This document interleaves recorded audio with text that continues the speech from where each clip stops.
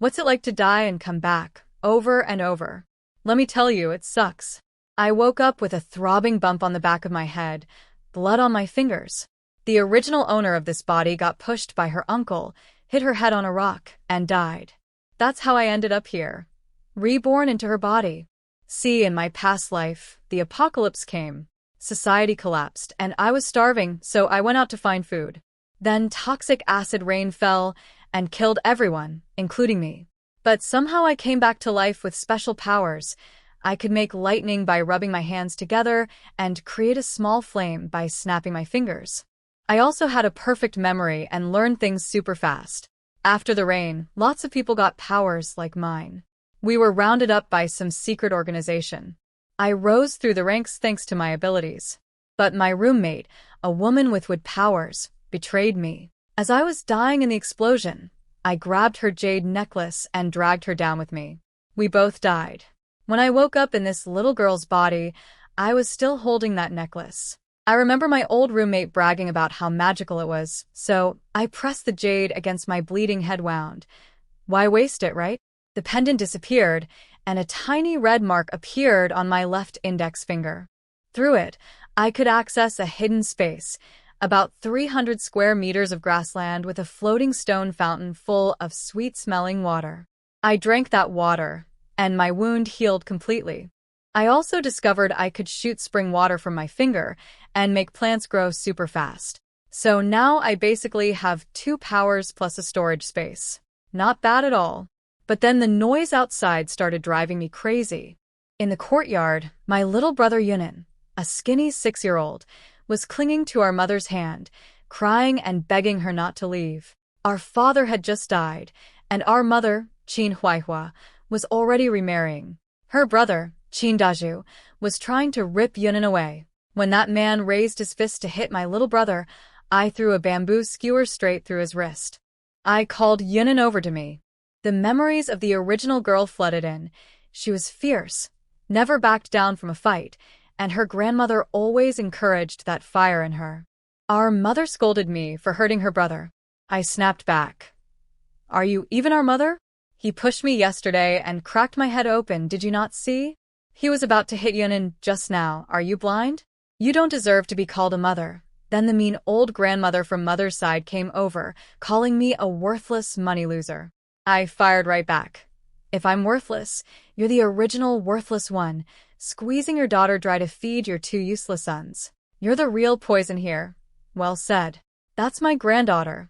My grandma came charging out of the crowd with a broom, swinging it right at that mean old hag's face. Grandma was a hunter's daughter. She knew how to fight.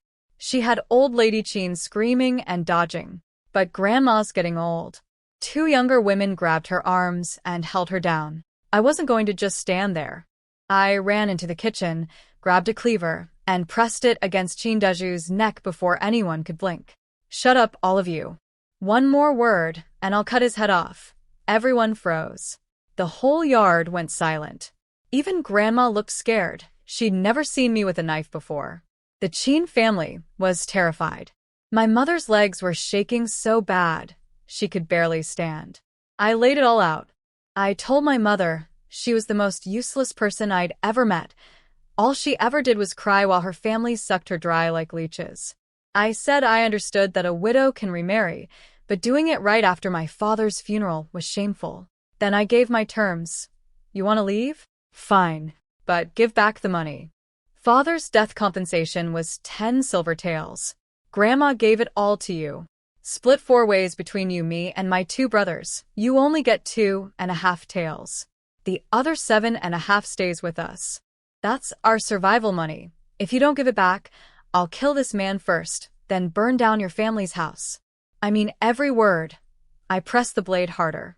Blood appeared on Qin Daju's neck. He started screaming for his mother and wife to save him. Old Lady Qin refused at first. She wanted to keep all the money for her younger son's education. So, I started counting. 1, 2, 3.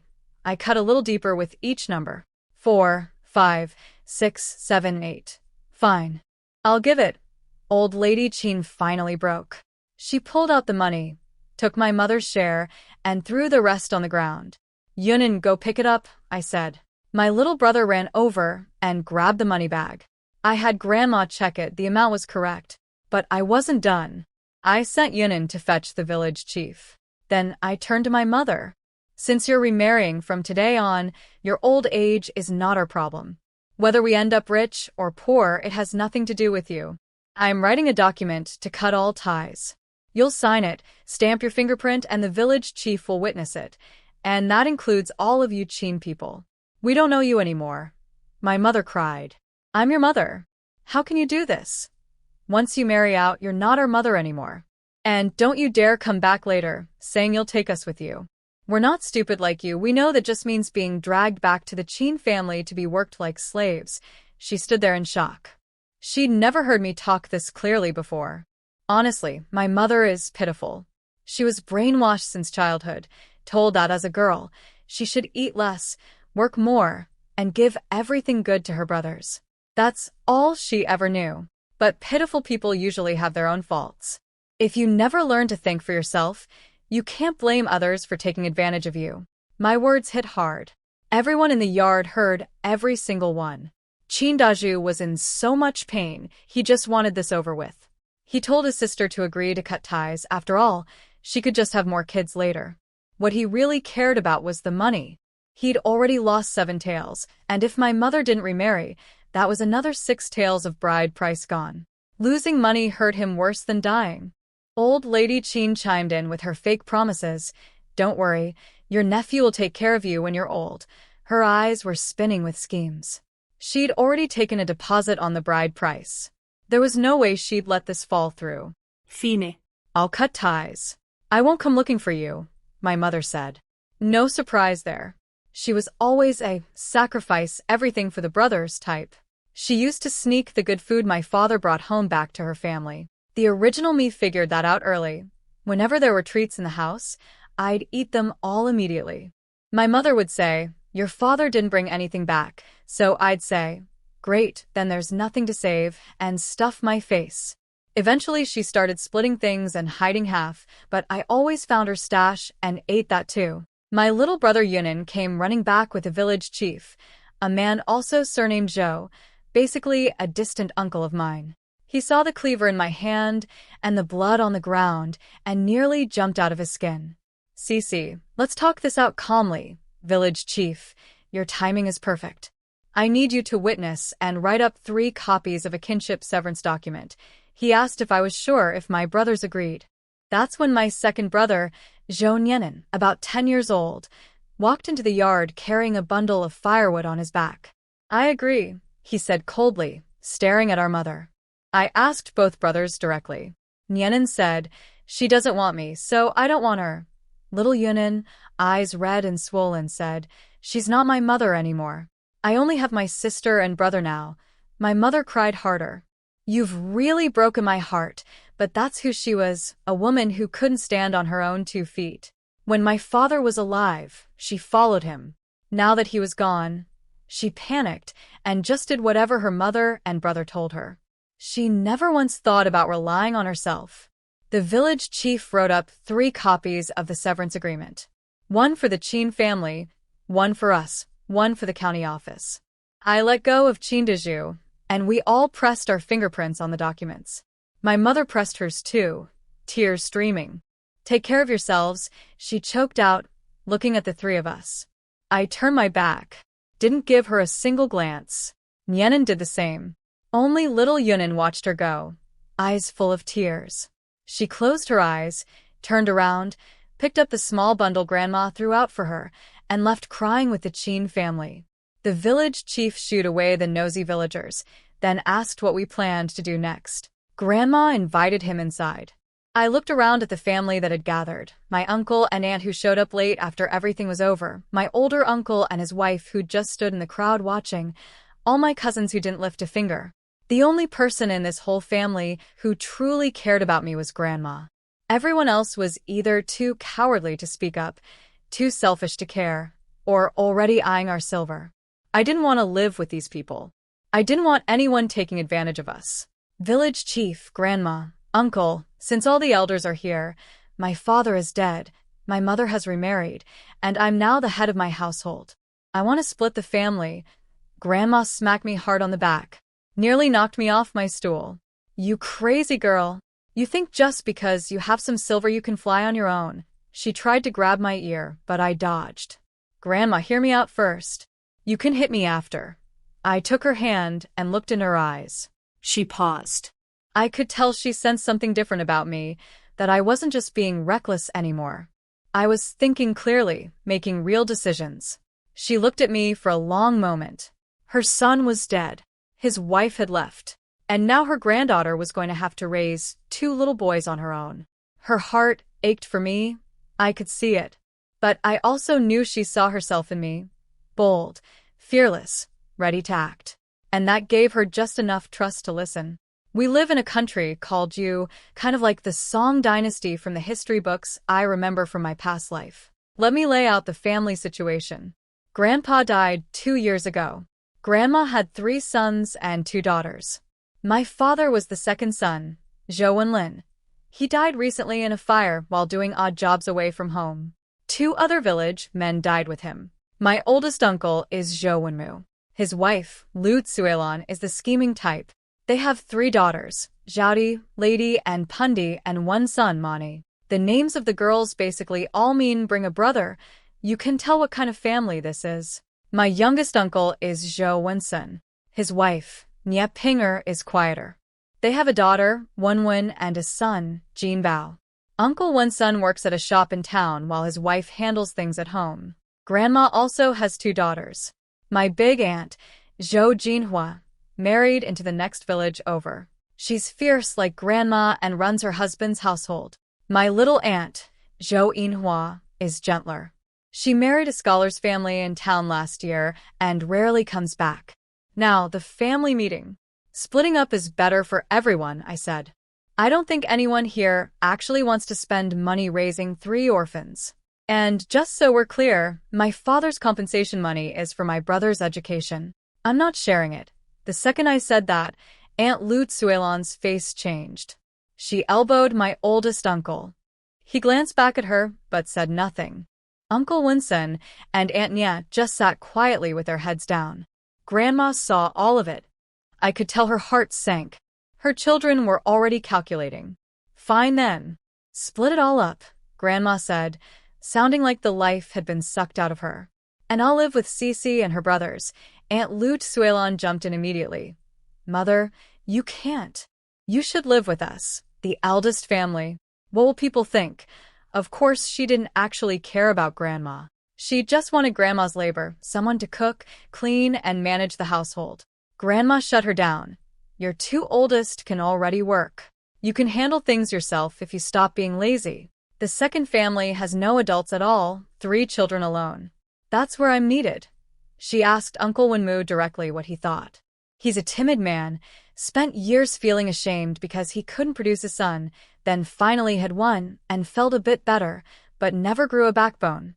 His wife was nudging him desperately, but he just said, Mother, whatever you decide is fine.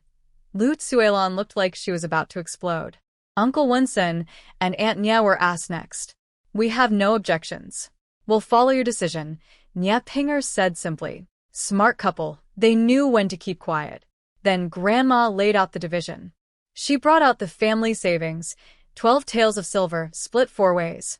3 taels each for Grandma's household, us, Uncle Wenmu's family, and Uncle Wensun's family, plus 3 taels Grandma kept for herself. Everyone keeps the rooms they already live in. The kitchen goes to Grandma. Farm tools and dishes split 3 ways. 3 hens, 1 per household. The pig gets sold at year's end and split 4 ways. 8 acres of good farmland and 8 acres of rice paddies, divided into 4 equal shares. For Grandma's care in old age, she said she could still work and didn't need money from anyone yet. She only asked each of the other 2 families for 50 jin of grain per year. If she ever got seriously ill, all 3 families would split the cost equally. The only cooking pot goes to Grandma. Listening to her talk, my eyes got red. So did my brothers. This tough old woman was giving up the comfortable life she could have had with the eldest son's family just to take care of 3 kids who had nobody else. She was fierce on the outside but soft on the inside. Always fair, never cruel. From the original Sisi's memories, I could see how much Grandma spoiled her. The original me was wild. If someone picked a fight, she'd chase them with a stick for 2 miles. Grandma always cleaned up the mess afterward, maybe scolded her a little, but never once hit her. In a time when most people valued boys over girls, this grandma treated her granddaughter like gold. The village chief nodded approvingly. Fair split, he said, and started writing up the documents. Uncle Wunsen and his wife agreed right away, no fuss. They were practical people. They had land, 2 working hands, and kids old enough to help out. Uncle Wenmu sat there with his head down, saying nothing. But of course, Lu Tsuelon bounced right up. Aunt Lu Tsuelon wasn't done complaining. Mother, this isn't fair. You and Sisi's family are too old and too young to work the fields. You'll just waste good farmland. It should go to us. I rolled my eyes. So, what you're really saying is you want our share? Children don't speak when adults are talking, she snapped at me. Grandma exploded. My son is dead. Sisi is the head of her household now. And don't think I can't see right through you, Lu Tsuelon. You're just scared that when I die, my share of the land goes to Sisi's family instead of yours. Then Grandma dropped the hammer. After I die, anyone who wants my land can buy it. The money goes to my 2 daughters, split equally. The house I built with my husband, I'll give it to whoever I please, Aunt Tsuelon screamed. Married daughters can't inherit from their parents' family. That's not how it works. Just because you treat your 3 daughters like garbage doesn't mean everyone else does. You'd love a piece of your own parents' money, wouldn't you? Think they'd give you any? Then Grandma turned to Uncle Wenmu. If she says one more word, divorce her. I'll find you a nice young bride. That shut Aunt Tsuelon up instantly. She knew if she got sent back to her family, her own father would just sell her off to somebody else the next day. And just like that, the family was split. Grandma didn't waste a second. That same afternoon, she had people cut bamboo from the mountain and wove it into fences, dividing the courtyard right down the middle. She claimed the small kitchen and the pig pen on our side. We could hear Aunt Tsuelon slamming things around next door, but nobody cared. At lunch, we ate rough grain buns. I nearly broke my teeth on one. My whole body was screaming for meat. I looked up at the big mountain in the distance and thought, I have 2 supernatural abilities. There's no way I can't get myself some meat. I grabbed Nyenin and headed out. He brought a basket on his back, thinking we were going to dig wild vegetables. He had no idea his big sister was now a completely different person who couldn't survive without meat. As we walked, I chatted with him and learned more about this world. The country is called Great U. I racked my brain, but couldn't match it to any dynasty from my history classes. Probably some made-up parallel world. Whatever, the air was clean, the mountains were beautiful, and it sure beat living through an apocalypse. Sis, are we going up the mountain? Grandma says there are wolves up there. And tigers. Nyenin tugged at me nervously. My eyes lit up. Wolves? Tigers? That means there's plenty of prey up there. Where there are predators, there's meat. You don't tell Grandma, I don't tell Grandma. Deal? Sis, I won't snitch. I'm just worried it's dangerous. Stick with me, and I promise you'll eat me tonight. No danger. I grabbed his hand and pulled him along. His face turned red. Apparently this was the first time I'd ever held his hand. He could tell something was different about me, but couldn't figure out what. There was already a trail worn into the grass, so clearly other brave souls came up here. The trees grew thick overhead, blocking out the sky, and the air got fresher with every step. A natural oxygen bar, I took several deep breaths. When I spotted small animal tracks in the grass, I stopped. Can you climb trees? I asked. Of course. Remember when we used to steal bird eggs? Good. Climb up and wait for me. I'm gonna look around. I wanted him safe up high in case any wild animals wandered by. He wanted to come with me, but I glared at him until he scrambled up the tree like a little monkey. Good boy. Come back soon, sis. If there's danger, run fast, he called after me. I waved without looking back. Once he was out of sight, I switched to full speed. With my powers, I was faster, stronger, and my senses were sharper than any normal person's. I swept the area like a search grid and soon found exactly what I was looking for, a nest of rabbits. Spicy rabbit meat, here I come. I snapped my fingers on my right hand and sent a tiny bolt of lightning straight into the burrow. Wiped out the whole family in one shot, 7 rabbits total. 2 big ones, about 4 or 5 pounds each, and 5 little ones at 2 to 3 pounds. They must have been having a family meeting in there. Sorry, rabbits. Meeting adjourned. Permanently. I stuffed all 7 rabbits into the basket. Couldn't bring back too much at once, or Grandma would get suspicious about where it all came from. 7 rabbits was enough for 4 people over 2 meals. When we finished, I'd just come back for more. The mountain was huge, plenty of game up there. On the way back, I spotted a Sichuan pepper tree. It was only early summer, so the peppercorns weren't ripe yet, but I picked some leaves and flowers to use for cooking. Good enough for now. Nyenin saw me bouncing back with a grass stalk in my mouth, and his eyes went wide when he peeked into the basket. 7 rabbits? You caught all of these. Your sister never comes home empty-handed. Tonight, I cook. You're going to love it. As we headed down, I noticed some red things in the grass. My heart jumped. Could it be ginseng? Red fruit, right? That would be worth serious money. I rushed over and… Nope. Not ginseng. Just chili peppers. Tiny red ones. Well, I needed chilies for the rabbit anyway. I reached out to pick some. Sis, stop. Those are poisonous. Nyenin slapped my hand away, looking panicked. He told me some village kid named Big Dog. Yes, seriously, that's what they named him. Had tried one once and his mouth swelled up and his hands burned for days. I stared at him. Poisonous? These are just chilies. I'd recognize them, even if you burn them to ash. There's nothing poisonous about these, you silly kid. Stop scaring people with nonsense. I knocked him on the head. Now help me pick them. I'm making something delicious tonight. He rubbed his sore head and did as he was told. We stripped that entire patch bare. On the way back, I also dug up some wild scallions and found mint growing by a stream, grabbed some of everything. When we reached the main village road, a group of women were sitting under a big tree, gossiping.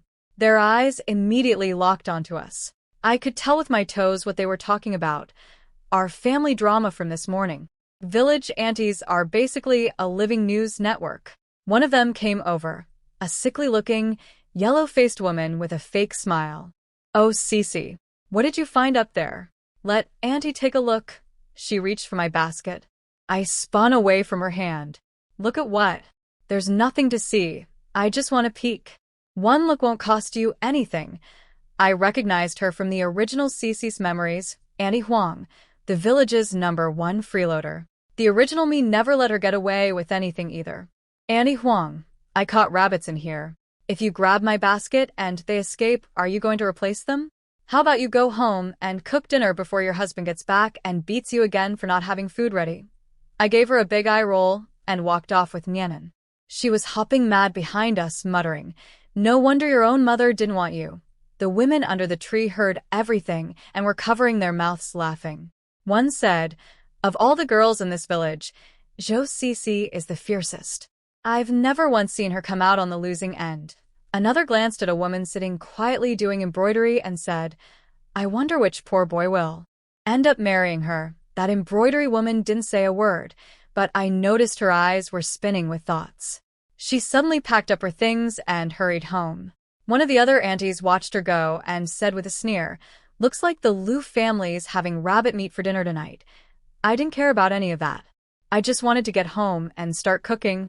"Grandma, we're back," I shouted before I even reached the gate. "You're back, so you're back.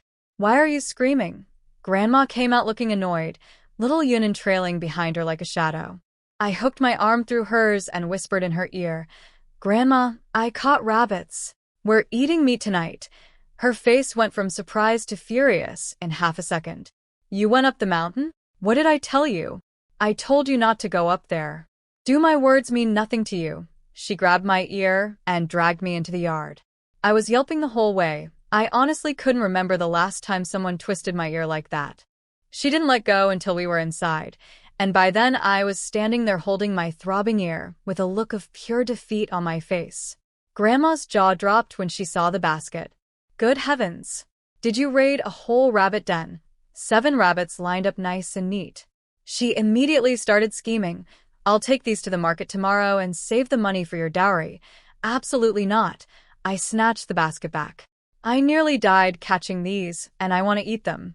Dowry? I'm still a kid. Seriously, in the modern world, I'd be a middle schooler. My body was skin and bones. I used to be at least a C-cup, and now I was flat as a washboard. I needed nutrition, not a savings plan. Grandma gave in with a huff. Fine, fine. Like I'm some monster who won't let you eat meat. Go boil water. I'll skin them. Nyenin practically flew into the kitchen. I helped Grandma clean all 7 rabbits. She was puzzled that there were no wounds on them, so I told her I'd used a knockout herb and then snapped their necks.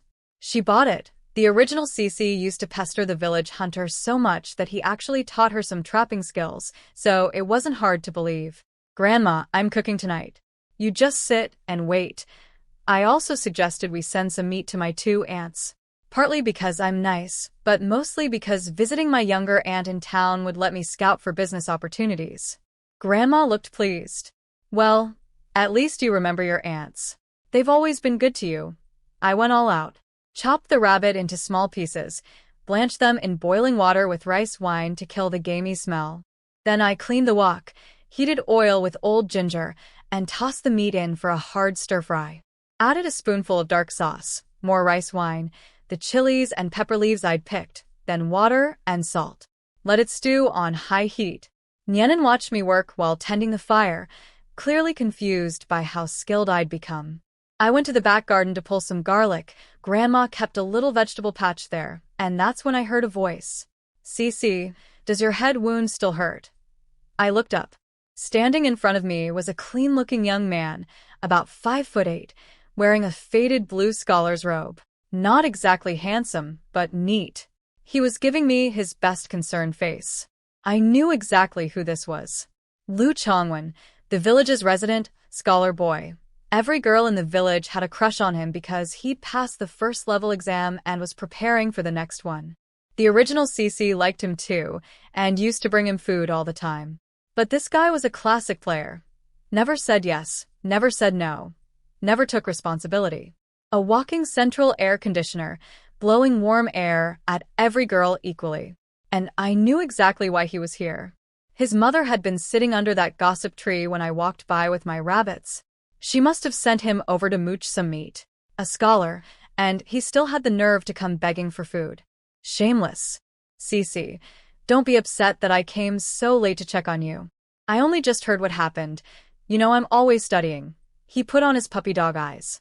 Apparently the old Sisi melted every time he did that. The scheming in your eyes is about to overflow. Put it away, I said flatly. That was before. I can't be bothered with you anymore. If I catch you hanging around me again, I'll break your legs. Now get lost. Stop coming here to freeload. Walking around looking all pitiful. Who's that act for? If life's so hard, go die. All you do is trick naive girls. You're trash. His jaw hit the floor. He stood there trembling, trying to look wounded. Sisi, how can you say that to me? It's Miss Zhou to you. If I hear my name come out of your mouth again, I will break your legs. I picked up a thick wooden stick from the ground and swung it at him. He ran. Smart choice. While sprinting away, he yelled back, Zhou Sisi, you're going to regret this. Regret what? You'd better walk the other way when you see me coming, or I'll rip every hair off your head and make you bald. Get out of here, he bolted. I'm sure he was telling himself he'd never forgive me, that I must have damaged my brain when I hit my head. Good. Let him think whatever he wants. When he got home empty-handed, I bet his little brother and sister were real disappointed. No free rabbit meat tonight, kids. Sorry. Meanwhile, over at the Lu house, things weren't going well for Scholar Boy. His little sister Lu Xiaolian whined the moment she saw him come back empty-handed. Brother, where's the rabbit meat? I thought Zhou Sisi caught rabbits. His 7-year-old brother Lu Chongwu, the most spoiled brat in the family, threw himself on the ground and started rolling around screaming, I want meat. I want meat. Their mother, Mrs. Lu Qin, came running out of the kitchen. When she saw her precious eldest son had returned with nothing, her face went sour. The Zhou girl didn't give you any? What happened? See, this woman had it all figured out. She knew her son was the village heartthrob. Every young girl adored him. She pretended not to notice, but she never once refused the gifts that came with it. Village girls would fight to do her chores, drop off dried vegetables, bring grain. And the most generous of all? The original me. Whatever good food I got, after feeding my brothers, the rest went straight to her golden boy. The whole Liu family rode on that gravy train. She didn't just refuse me, she tried to beat me with a stick. Liu Chongwen told his mother, still fuming. A scholar, insulted by a village girl. The horror.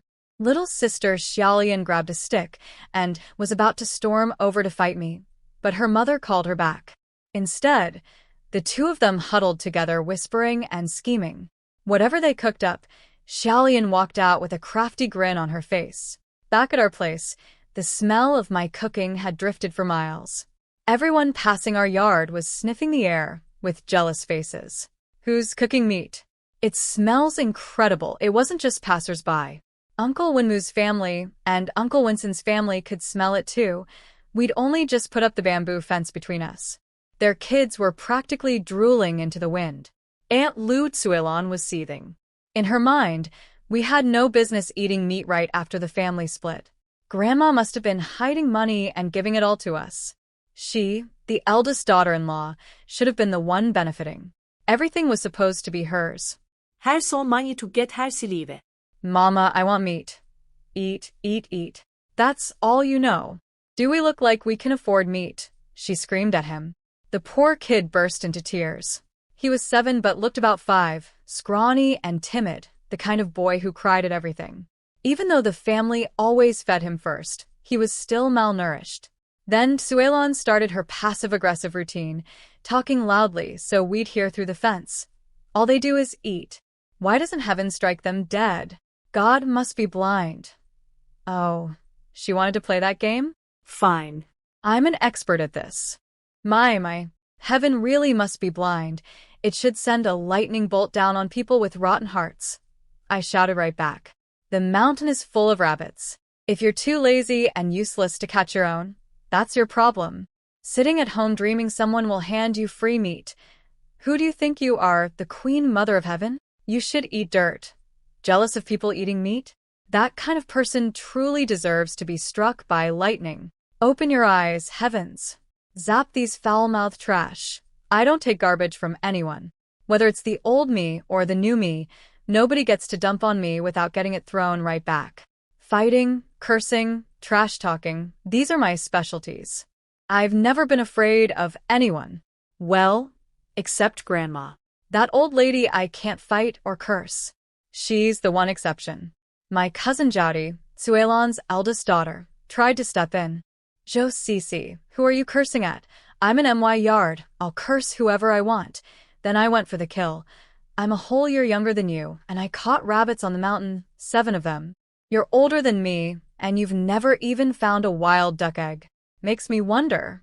Maybe you did find food out there and just ate it yourself before coming home. I stood there with my hands on my hips, grinning. I watched through the fence as Aunt Suelon's eyes narrowed and locked onto her eldest daughter. The suspicion was already taking root. That's right. Why can't my daughter find anything? Has she been sneaking food behind my back? Mission accomplished. A little seed of doubt, planted right where it needed to go. Stirring up trouble? That's my specialty too. From the other side of the fence, I heard the beautiful sound of my plan working perfectly. Mama, I didn't. Don't listen to Zhou Sisi. Cousin Jowdy was panicking. The truth was she had been sneaking food when she found things outside, mushrooms, wild bird eggs, stuff like that. But she'd never actually caught a rabbit. Didn't matter though. Aunt Suelon saw the guilt on her face and grabbed a broom. The sound of Jowdy getting beaten while screaming, "I'm sorry, I won't do it again," was music to my ears. Try messing with me? You're still too green, girl. Enjoy the family drama. Grandma looked at me grinning like a fox and just shook her head. She was done trying to manage that side of the family. Dinner's ready. Nyenin set out bowls and chopsticks. Little Yunin carried the stools over. I washed 2 clay pots and filled them to the brim with stewed rabbit. Those were for my aunts. What was left for the 4 of us was still a massive basin full of meat. 7 rabbits go a long way. When the food hit the table, my brothers' eyes nearly popped out of their heads. Wash your hands first. All of you. Grandma, you too. You little brat. What kind of fussy nonsense is this? Grandma grumbled but did it anyway. Old habits from my past life. My kindergarten teacher drilled, wash before eating, so deep into my brain that even reincarnation couldn't shake it. I gave Grandma the first rabbit leg. You're the MVP of this family. You eat first. She fed, but her face was all proud and happy. One bite and her eyes lit up. The spicy, savory, tender meat was clearly hitting right. Sis, this is amazing. Since when can you cook like this? Nyenin was practically bouncing. Little Yunin had his cheeks stuffed like a chipmunk, eyes squeezed shut with happiness. So good. Stick with me, boys. I promise you'll eat meat every single day until you're sick of it. Grandma gave me a look, this girl and her big talk, dreaming before the sun's even set, but she kept eating. We stuffed ourselves until none of us could move. Yunin leaned against my shoulder and whispered, Sis, that was the best meal of my life. Little Yun, remember this. Life is about eating well. If you can't even manage that, you're not going to amount to much. Whack. Grandma smacked the top of my head. Stop corrupting your brothers. Life is about eating. You're just greedy. Don't teach them bad things. I held my sore head and gave her my most pitiful look. When would this woman stop surprise attacking me? Both brothers burst out laughing. Even Grandma couldn't hold back her smile. For a moment, our little yard felt warm and bright, like the shadow of losing our father and our mother walking away had lifted, just for a while. As for Cousin Jowdy, Aunt Suelon kicked her out of the house and told her not to come back without a rabbit. It was getting dark. Where was she supposed to find a rabbit at night?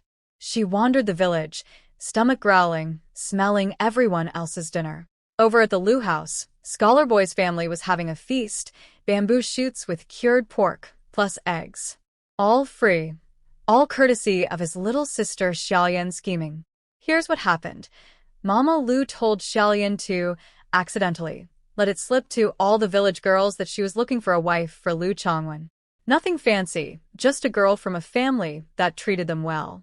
Of course, every girl with a crush on that pretty boy scholar panicked and rushed home to find gifts to bring over. Cured meat, bamboo shoots, eggs, they came pouring in. It was all a scam. Mama Lu had zero intention of letting her son marry a village girl. She was dreaming big. Once he passed the higher exams and became an official, he'd marry some nobleman's daughter. These village girls were just free meal tickets. Mama, your plan worked great, Xiaoyan said through a mouthful of pork. One little rumor, and look at everything people brought. Lu Chongwen had no idea what they'd done. He'd been sulking in his room studying ever since I chased him off. His mother told him not to worry about household matters and just focus on passing his exams. We're all counting on you to bring us the good life, he nodded earnestly. I won't let you down. Meanwhile, poor Zhoudy had wandered all the way to the Lu family's front door. She was Tsuelon's daughter, which technically made her Lu Chongwen's cousin on the village side. She stood there hesitating, hungry and desperate, and finally knocked.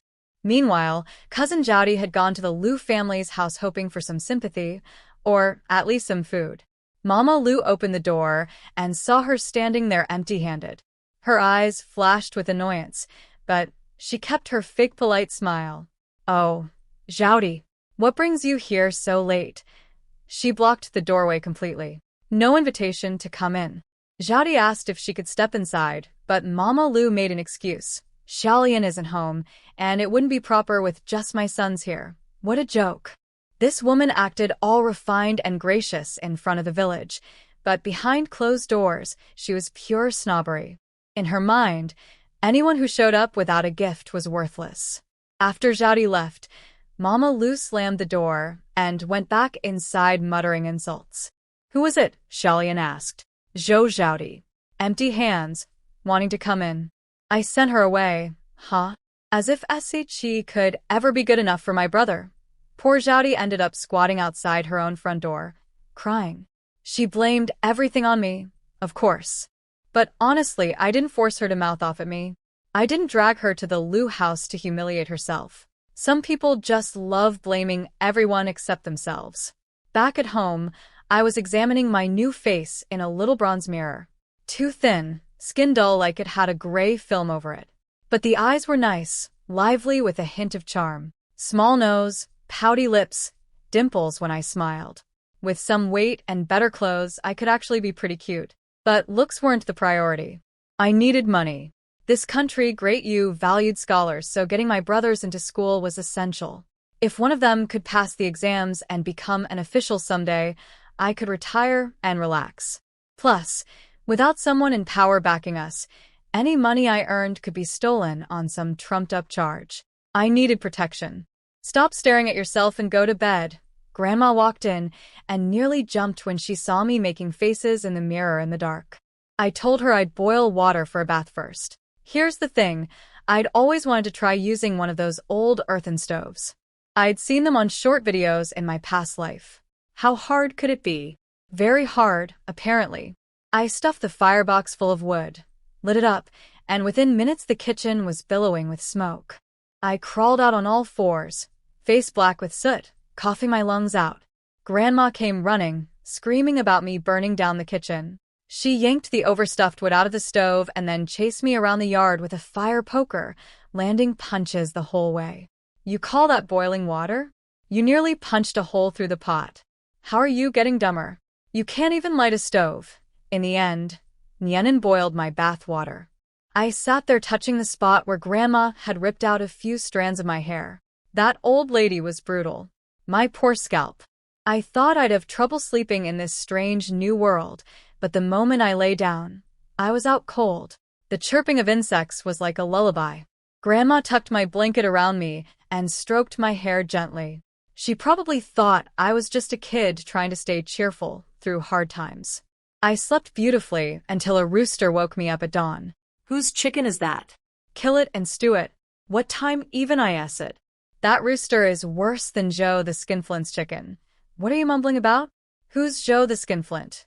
Grandma walked in, looking at my bird's nest hair with disgust. A mean old landlord from a story. I yawned.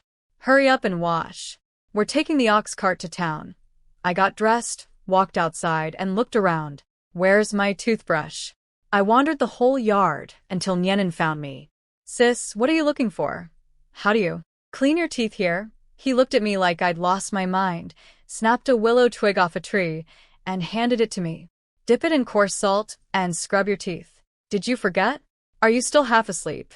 Yeah. Still groggy. Haha. I took the twig and scrubbed. Nearly stabbed my gums to pieces. Absolutely barbaric. Then came breakfast. A bowl of rice porridge so thin I could see my reflection in it, and a dark mystery cake so hard I had to thump my chest 3 times to force it down my throat. This life was going to take some getting used to. Grandma sent my 2 brothers to Big Aunt's house in the next village. They knew the way and went there all the time. She and I would take the ox cart to town to visit Little Aunt. Before we left, I gave the boys my instructions. Stay safe on the road. If anyone messes with you, fight back. If you can't win, run home and I'll go get revenge for you. Grandma dragged me away before I could finish. She was terrified I'd turn my brothers into little thugs like me. 1 wild grandchild was enough. We squeezed onto the ox cart, 2 copper coins per person, which I paid out of my own pouch. Well, technically out of my secret 300 square meter pocket dimension, but nobody needed to know that. The ride to Sisui town took about an hour, and my backside was numb within minutes. The bumping was brutal. I swore to myself that once I made real money, I was buying a proper horse carriage. Of course, Lu Xiaolian and her mother were on the same cart. Xiaolian's eyes went green with jealousy the moment she saw me casually pull out coins. She also couldn't stop staring at me. I'd braided my hair neatly with a little wildflower tucked in, and even in my plain gray dress, I apparently looked different from the usual mess of a village girl. Sisi, what's in that clay pot? She asked, trying to be nosy. None of your business. I didn't even look up. How can you talk to me like that? I just asked one question. My mouth, my rules. Mind your own business. I gave her my finest eye roll. Then Mama Lu jumped in with her soft, manipulative voice. Sisi dear, I don't know what you said to my Changwen yesterday, but the poor boy was so upset he couldn't eat dinner. If he did anything wrong, I apologize on his behalf. I burst out laughing. Full, loud belly laughing. Everyone on the cart stared. This is the funniest thing I've ever heard. A beggar shows up at someone's door asking for food, gets turned away, and then he's the one too upset to eat? That's comedy gold. Grandma pressed her lips together. I think she'd officially decided I'd lost my mind. Just yesterday I was chasing after this family, and now I was roasting them in public. How dare you call my brother a beggar? Xiaolian shrieked. I never said your brother was a beggar. You just matched yourself to it. Funny how that works. You know, being that stupid might be genetic. Someone on the cart snorted with laughter. Then another person. Fine. My brother will never speak to you again, Xiaolian huffed. Oh, thank you. Thank your ancestors 8 generations back for me. Without that disgusting creature hovering around, I might actually have an appetite for an extra 2 bowls of rice. Mama Lu and Xiaolian were fuming. The village aunties on the cart exchanged looks, probably thinking whoever married me would never have a quiet day in their life. If I could have heard their thoughts, I'd have told them not to worry. Their potato-shaped sons were safe from me. I have standards. Marry an ugly man, have ugly kids, wake up every morning to ugliness on both sides of the bed? That's worse than torture. No thank you. The cart finally reached the entrance to Sisui town. We had to get off because carts weren't allowed inside. Then we had to pay another coin just to enter. They stamped the back of my hand with red ink, like branding a pig. At least the stamp meant I wouldn't have to pay again on the way out. Some fancy people just flashed a token and walked right in. Lovely feudal society we've got here. Now, I've been thinking all night about how to make money. The classic transmigrata playbook. Make soap, sell snacks, open a restaurant, invent candles. But honestly, I'm lazy. Really lazy. So I came up with something better, growing medicinal herbs. With the spring water in my space that made plants grow at rocket speed, I could grow ginseng in minutes. Whatever was expensive, I'd grow it. Today's mission: find a medicine shop and get some ginseng seeds. Grandma, should we go to Little Aunt's place first? I was still hugging the clay pot full of rabbit meat, and it was getting annoying. Better to drop it off before doing anything else. Yes. Follow me, and keep your temper in check. If that old hag at your aunt's house starts trouble, just ignore her. I knew from the original Sisi's memories that Little Aunt's mother-in-law was awful, always looking down on her sons, village girl, wife, acting like her family was superior because her son was a scholar. In my experience, scholars are the worst. Can't farm, can't work, can't do anything useful, good at nothing except eating everything on the table. Little Aunt was the opposite of Grandma and Big Aunt. Too gentle, too obedient. I had no idea how she turned out so soft when the other women in this family were all fighters. Don't worry, Grandma. I'll keep my mouth shut tight. That's what I said. What I meant was, I'll keep my mouth shut, but nobody said anything about my fists. We walked through the town streets, and I took everything in. Market stalls on both sides, vendors shouting, people everywhere, sheep being herded through the road, carriages rolling past. Every time a carriage went by, I burned with jealousy. Someday I'd have one of those so my poor backside wouldn't suffer anymore. Then we heard yelling. No money, and you dare come to a brothel? Get out. A man in blue robes came flying out the front door of a pleasure house, landing flat on the ground. I was stunned. A brothel? This early in the morning? I walked closer to get a better look at this incredible specimen. He got up, dusted himself off, and started shouting for some woman named Yan Hong to come see him. The bouncers threatened him with clubs. A dozen thugs poured out of the building. And just like that, the brave blue-robed lover ran away. What a coward. I thought he'd at least put up a fight. But wait, why did he look so familiar? Then it hit me.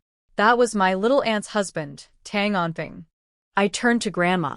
Her face was black as ink. She looked ready to murder someone. Grandma. Was that little uncle? Follow him. She ground her teeth and marched after him. I kept up, thinking I might need to physically restrain her from beating this man to death. Grandma was absolutely volcanic. Her son-in-law, who called himself a scholar, was visiting prostitutes in broad daylight. He'd been a low-level scholar for years with zero ambition, and now he was spending money at brothels while her daughter suffered. We followed him to a small courtyard.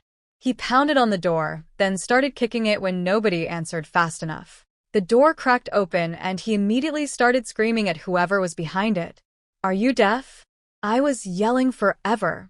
It was little aunt, Zhou Inhua, who'd been washing clothes in the back and hadn't heard him. She apologized frantically, saying her mother-in-law had called her when she heard the knocking. "You useless woman. So you're saying my mother heard me, but didn't open the door? Are you trying to turn me against my own mother? I'll beat you for that." He raised his hand to slap her face. Tang An Ping. Try it. "If that hand comes down, you won't have it anymore." Grandma's eyes were red. She charged in, grabbed Tang Anping by the hair, and yanked him backward like a rag doll. "Mother, you're here?" Little aunt's eyes lit up with surprise and relief. "And mother-in-law, what are you doing here?" Tang Anping's voice was pure terror. Grandma stared at her daughter, thinner than the last time she'd seen her, dark circles worn down. If this was what happened when we were watching, what went on when nobody was around? If I hadn't come, I'd have never seen this wonderful show. Look at the life you're living. Pack your things, you're coming home with me. I can still feed my own daughter. Her eyes were filling with tears, and I could feel the rage and heartbreak pouring off her. This was going to get ugly, and I was completely here for it. Tang Anping's mother came rushing out when she saw Grandma had her son by the hair. "In-law, what are you doing? Let go of him." Then she turned on little aunt. "Look at you, just standing there like an idiot while your husband gets attacked. All you know how to do is eat. Marrying you was the worst luck our family ever had. A hen that can't even lay eggs, get out of my sight." She shoved little aunt so hard, she nearly tripped over the high doorstep. Grandma caught her just in time. That's when I opened fire. "Oh, your hen laid an egg all right. Too bad it's a rotten one. Years and years, and he's still just a low-level scholar. And this morning that rotten egg got kicked out of a brothel for being too broke. My aunt marrying into your family is the real disaster here. Rotten tree, rotten fruit. Tui, my mouth was like a machine gun." No merci. Little aunt looked at me, with tears streaming. "Sisi, is it true? He went to a brothel?" She was beautiful, I noticed, delicate and gentle like water. What a waste on this garbage man. Little aunt, stop lying to yourself. "I saw it. Grandma saw it. Half the street saw it. He was screaming for some woman named Yanhong to come out. Shameless. I believe the truth hurts less than finding out later that everyone lied to protect you. Hiding it from her wouldn't be kindness. It would make us accomplices." Little aunt broke down crying. The old hag Tang had the nerve to say, "What's the big deal? Men go out and have fun, it's normal. If you could keep your husband satisfied, he wouldn't need to go elsewhere. Stop crying. You'll jinx us all into poverty." Then Grandma slapped her across the face. Hard. "Was that loud enough? You said one hand can't clap. Well, did it clap?" Before Tang could even react, smack, another slap.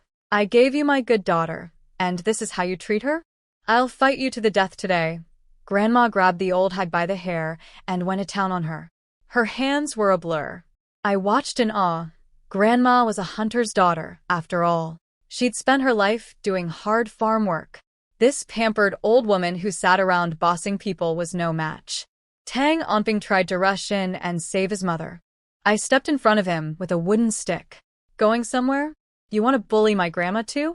That's like carrying a lantern into an outhouse, looking for trouble. Little aunt, go cry over there. You're in my way. And stop sobbing over this dog of a man. Every tear you shed now is payback for the water that leaked into your brain when you married him." The coward tried hiding behind little aunt and even pushed her forward as a human shield. I shoved her aside and cracked him across the legs with my stick. He went down screaming. "My leg. Is it broken? HHH. Your leg is the only thing that should break? Here, buy one, get one free." I swung again and hit his arm. I heard a clean snap. Ah. I was wrong. Stop. "Wife, save me." He rolled on the ground howling. His mother tried to crawl over to help, but Grandma had her pinned by the hair. Little Aunt stood frozen, watching her mother and niece demolish the Tang family in stereo. Up on the second floor of a nearby restaurant, two men were watching the whole scene. One said, "Master, that girl is brutal." The other, a man named Song Ziyu, watched me with cold, calculating eyes. Don't judge by the surface. He noticed that my strikes looked casual, but were aimed precisely at joints and tendons. He could tell this man wouldn't be getting out of bed for at least 2 weeks. Then Little Aunt dropped to her knees. "Mother, please stop. I'm begging you." Grandma's heart sank. After everything we'd just seen, her daughter was still begging for mercy on behalf of these people. I stopped too. I'd done my damage. Every hit was aimed at bones and tendons. That dog wasn't walking for half a month minimum. "Little Aunt, are you serious? You're going to forgive him?" I couldn't believe it. Was she really this brainwashed by love? Did I just beat this man half to death for nothing? Grandma looked at her youngest daughter with deep disappointment.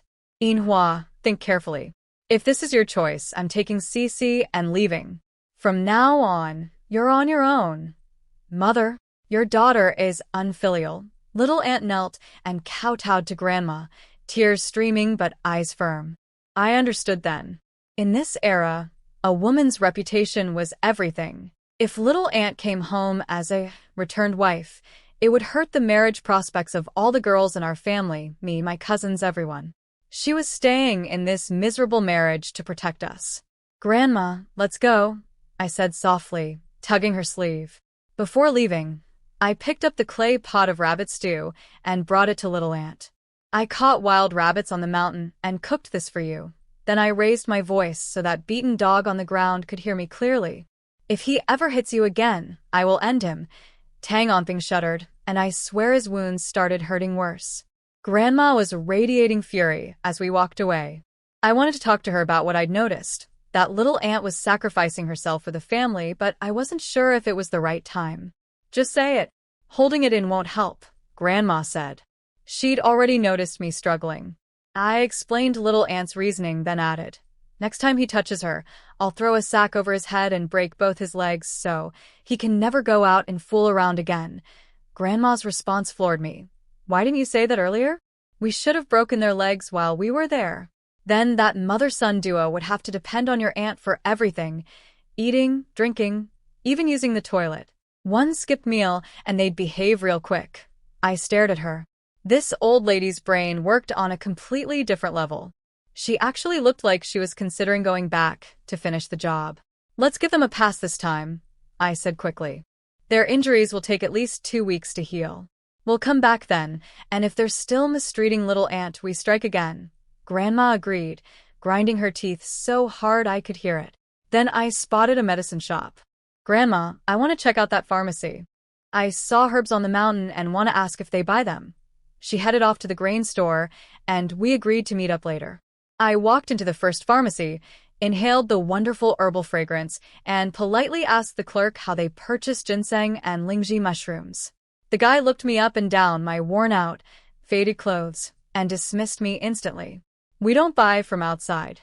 We have our own supply channels." "Sure you don't. You just don't want to deal with a poor-looking village girl." "Fine. "This place doesn't appreciate me. I'll find somewhere that does." The shop next door was smaller and clearly struggling. Faded sign, rundown decor. Inside, a white-bearded old man was dozing at the counter. I knocked, and he woke up with a kind smile. "Little miss, are you here for medicine or a consultation?" "Actually, I'd like to buy some herb seeds." "Do you have any?" "What kind?" "Ginseng, lingji, whichever's most expensive. Give me that." He laughed. "You're going to grow ginseng at home?" "That's nonsense. These things only grow wild. I've never seen anyone cultivate them. Just let me try." "You never know unless you experiment, right?" After some persistent nagging, I bought 10 ginseng seeds. That was all he had. He also threw in a pack of carrot seeds and watermelon seeds. The 10 ginseng seeds cost me a whole tael of silver. Painful, but worth it. My plan was to grow them one at a time in my secret space and claim I found them on the mountain. Showing up with 10 ginseng roots at once would be way too suspicious. I was bouncing happily toward our meeting spot when chaos erupted on the street. Thief. My money pouch is gone. A young scholar started shouting. Mine too. A middle-aged woman grabbed at her empty pocket. Then more voices, one after another. I counted at least a dozen people who'd been robbed without feeling a thing. Whoever this pickpocket was, they were seriously skilled. They'd cleaned out over 10 people on a crowded street without a single person noticing. Now, that was impressive. I found Grandma at our meeting spot, and she looked like she was about to cry. Sisi? My money pouch is gone. 3 whole taels of silver. Her life savings, scraped together penny by penny. The old lady was devastated. I told her at least a dozen other people on this street had been robbed too, so it wasn't just her being careless. I calmed her down and asked her to think carefully. Did anyone bump into her? Touch her? Anything unusual? Yes. When I came out of the salt shop, someone bumped me from behind and apologized. Then he hurried off. What did he look like? She remembered he was about 20 years old with a mole on his eyebrow. She couldn't recall his clothes, but she remembered his shoes, black boots with a green leaf pattern embroidered on the heel. She'd noticed because the guy almost tripped while rushing away and kicked a stone, which drew her eyes down to his feet. She traced the leaf shape on my palm. That was enough to work with. Grandma, go wait at the ox cart by the town gate. Give me half an hour. Whether I find the thief or not, I'll meet you there. She wanted to argue, but one look at my face and she let me go. She knew I was stubborn and capable, always had been. I sprinted off and found what I was looking for, a group of about a dozen little beggars huddled together, staring at me with wide eyes. I gave each of them a grain bun and described my target, black boots with green leaf embroidery, mole on the eyebrow. Find him, and I'd buy them all 10 meat buns. Their eyes lit up. This was their specialty. These kids spent every day sitting in corners watching people's feet walk by. They scattered in every direction like a tiny army. I sat at a tea stall eating a bun, waiting. This was basically the Beggars Guild from martial arts novels, the best intelligence network money could buy. There's a reason every hero in those books wanted to be their leader. Sure enough, within minutes a little beggar came running back, panting hard. Big sister.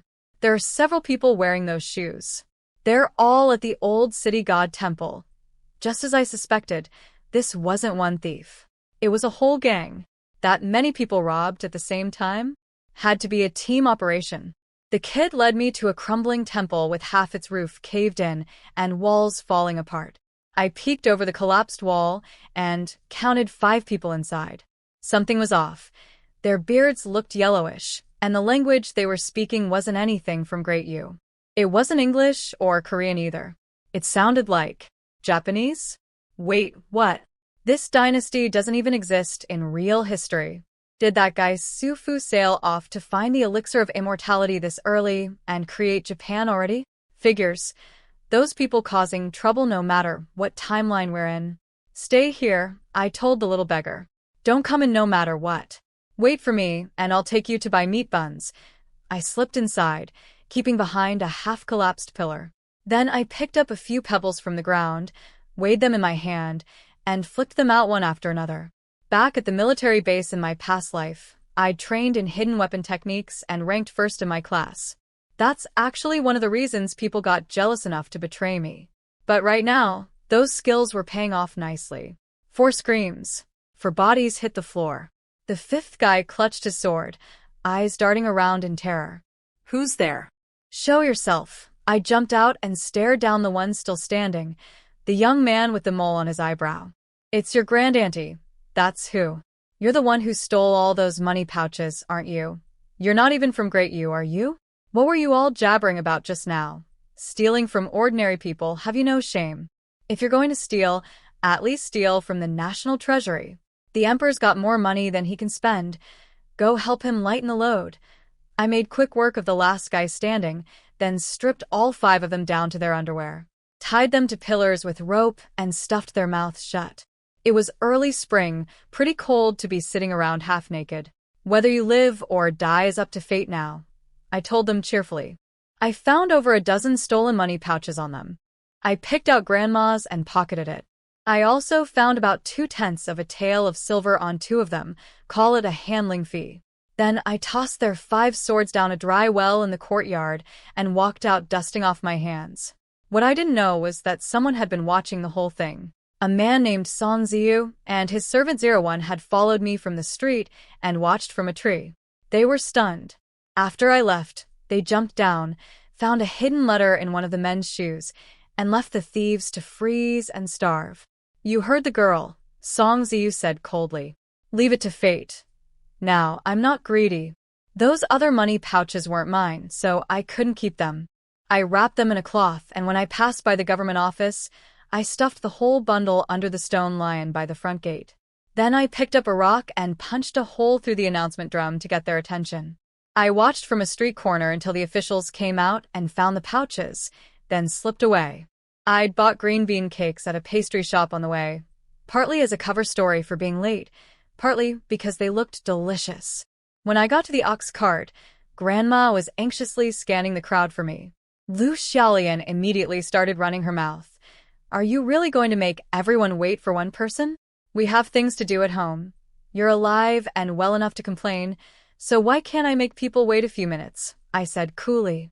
I was just in line at the pastry shop buying green bean cakes for everyone. What's your rush? Going home to hang yourself. That shut her up. Her face cycled through red, green, and white. Her mother tried to smooth things over.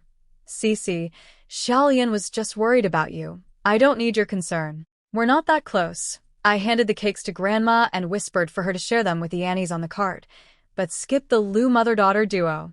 Don't want them choking and blaming us for it. I also slipped a small packet to the cart driver. Here, Uncle, something to snack on. His grumpy face instantly transformed into a beaming smile, and he cracked the whip to get us moving. Grandma handed out the golden yellow cakes one by one. The village aunties were thrilled. Most had never tasted fancy pastries before. What a treat. Thank you, Sisi. The cart was full of warm, grateful voices. The Lu women sat there cakeless, glaring daggers at me. I shrugged. Glare all you want. If looks could take meat off my bones, I'd have been a skeleton ages ago. On the ride home, Grandma leaned in and whispered, "The money pouch?" I took her hand and pressed it against my pocket. Her face broke into the biggest grin. Her granddaughter had delivered. Back home, I gave her the pouch and explained that I'd found the thief through the little beggars, hit him with a stick, and he handed it over. I left out the part about there being 5 of them. And the swords. No need to give the old lady a heart attack. I noticed something as I called her Grandma. It felt completely natural now. Not like I was playing a role. She felt like my real grandmother, and there was nothing awkward about it anymore. And the money for the cakes. Grandma was already rolling up her sleeves, ready to lecture me about wasting money. The thief's unconditional compensation to me. 2/10 of a tael. Consider it a penalty fee. That saved me from a beating. Barely. I used the rest of the thief's money on green bean cakes, I explained to Grandma. I knew the Lu mother and daughter would complain about me being late, so I bought the cakes as a ready-made excuse to shut them up. Pretty smart, right? I gave Grandma my best proud face, waiting for praise. Not bad, she admitted. Then, weren't you head over heels for that Lu boy? What happened? Grandma, I've come to my senses. Dad's gone. Mom might as well be dead to me. I'm not marrying out. I'm going to find a husband who'll marry into our family. I'll raise my brothers, put them through school, and take care of you until the end. Besides, Lu Changwen's family is a disaster. His mother's a schemer, his sister's a troublemaker, his little brother's a lazy glutton. And Changwen himself? Can't fight, can't really study either, not tall, not handsome, terrible genes. I must have been blind before.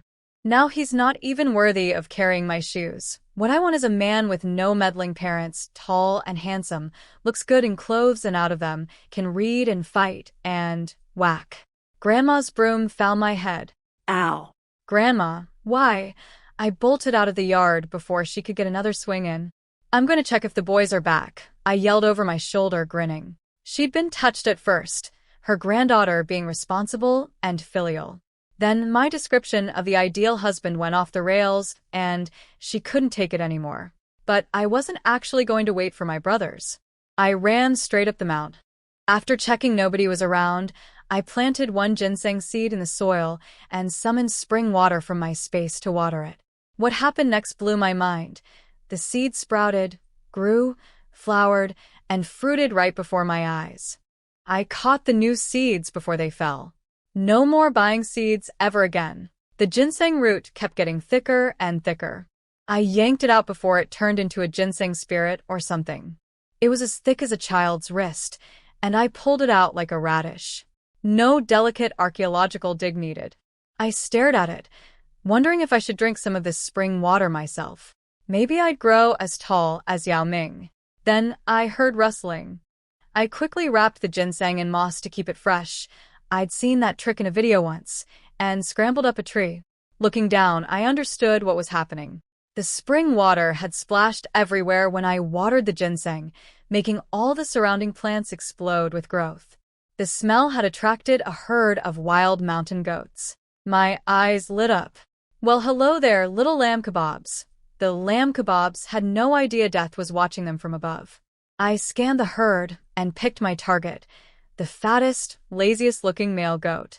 The babies were too small, the mothers were nursing, but this big guy? Clearly he'd been freeloading. Perfect candidate.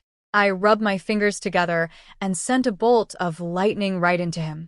He didn't even have time to swallow the grass in his mouth before he dropped dead. Rest in peace, buddy.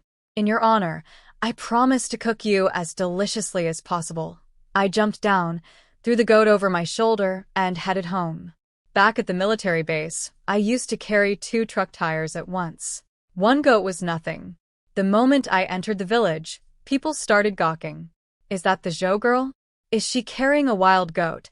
How is she that strong? Someone ran to tell Grandma. She came sprinting out with big Aunt Zhou Jinhua, who'd come back with my brothers to check on the family. Grandma smacked my arm first. Didn't I tell you not to go up that mountain? Then immediately, are you hurt? Let me look at you. That was my grandma. Everyone else saw the goat, but she only cared about whether I was okay. Big Aunt. Perfect timing. You're eating well today. Take a leg home for the kids. I bounced the goat on my shoulders for emphasis. Grandma, ai fine. Let's get home and boil water. This goat isn't going to cook itself. Big Aunt's eyes were huge. Mother, since when is she this strong? Grandma shrugged. Who knows? It's not a bad thing. A girl with strength means if anyone bullies her, one punch, and they're dead. I think it's great. Everyone within earshot shivered. Grandma slammed the gate shut on all the nosy villagers. Show's over. Go do your own business. Then it was time to work. Grandma sharpened the knife. Big Aunt boiled water. This goat was easily 200 pounds. We get over 100 pounds of meat after butchering. Just thinking about lamb kebabs made my mouth water. The boys came banging on the gate. Sis, open up. We heard you caught a goat. They've been out gathering firewood. Good kids. Always thinking ahead. Little Yunin saw the goat on the ground and started jumping around like a grasshopper. I gave them the leftover green bean cakes. Yunin took one, then held it up to my mouth first. Here, big sister. You're the best. I bit into it even though these ancient pastries were so sweet they could send a person into diabetic shock. But when your little brother offers you food with that face, you eat it and smile. Yunin didn't hog the rest either. He gave one to Grandma, one to Big Aunt, and handed the rest to Yunin. Good boy. Once the little ones were inside, I pulled Grandma and Big Aunt aside. Look at this. I peeled back the moss and showed them the ginseng root. Big Aunt's legs gave out. She sat down hard on the ground. That's ginseng. Then she slapped both hands over her mouth. Grandma snatched it and wrapped it back up immediately. Put it away, I told them I'd found it while catching the goat. With the money from selling this, the boys can go to school, and we can build a proper house. Big Aunt looked me in the eyes. Sisi, don't show wealth. I trust you know what to do. I know, Big Aunt. Grandma decided Big Aunt would go with me to town tomorrow to sell it. We'd also bring some lamb to Little Aunt. Then she told Big Aunt everything about the Tang Onping situation, and the two of them spent a full half-hour cursing that mother-son duo into the ground. When the water was ready, Grandma and Big Aunt butchered the goat together. Their knife work was incredible. Fast, smooth, almost artistic. Hunter's daughter and her eldest girl, working in perfect sync. Grandma, should we send some meat to the village chief? It's your goat. You decide. That was another thing I loved about Grandma. She was democratic. Never pulled rank or forced decisions on me just because she was the elder. Finding someone that reasonable in ancient times was pure luck. So I made my plan. 3 pounds to the village chief. 1 pound each to the friendly neighbors. 2 pounds each to Uncle Winmu's family and Uncle Winston's family, not because they deserved it, but out of respect for Grandma. I delivered the meat personally, basket on my arm. Big Aunt watched me go. Mother, our Sisi has the bearing of a real leader. She gets that from me. Grandma puffed out her chest proudly. Big Aunt just stared at her. At the village chief's house, his wife opened the door warmly. I made sure to be strategic about it.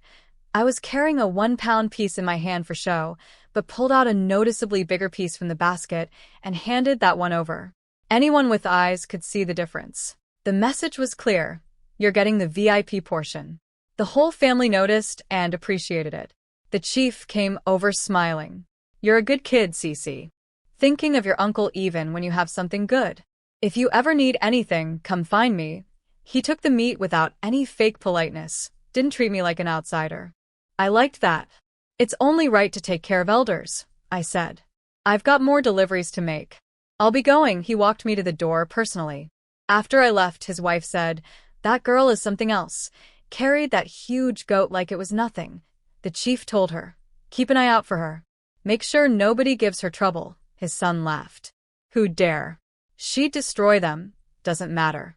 A child without a father needs people watching out for her. That evening, smoke rose from chimneys across the village, and the smell of lamb drifted from house after house.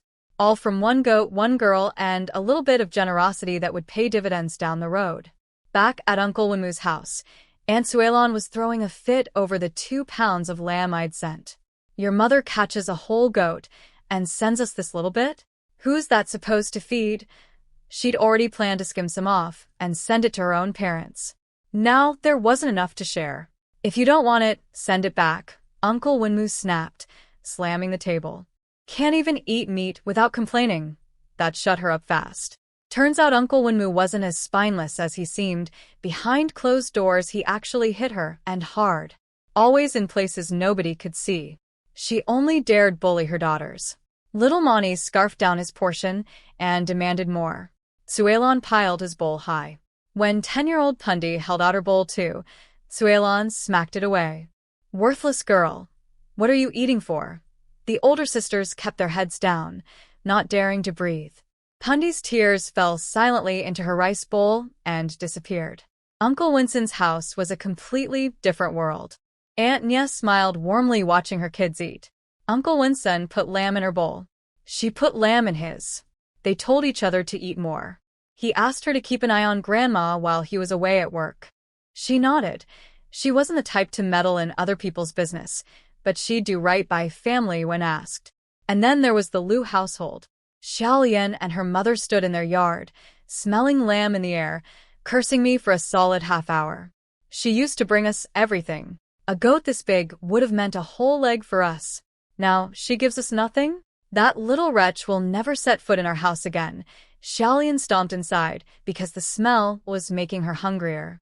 Lu Chongwen sat in his room pretending to study while secretly drooling.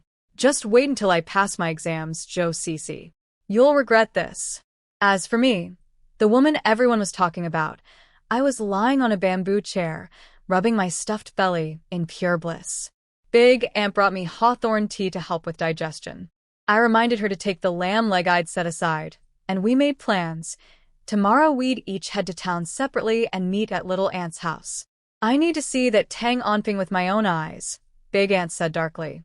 If he's still bullying our little sister, I'll beat him again. Nyenin, Uncle Winston, and I walked Big Aunt home to the next village. Before we left, she pulled me aside. Don't tell your third uncle about the ginseng. Understand? I nodded. She was looking out for me, reminding me that even family can't always be trusted when money is involved. Smart woman. On the walk home, the sky was deep blue-black scattered with stars, the moon throwing silver light over the fields. Cool spring wind carried the smell of fresh grass. Third uncle, I said, do you know any good schools nearby?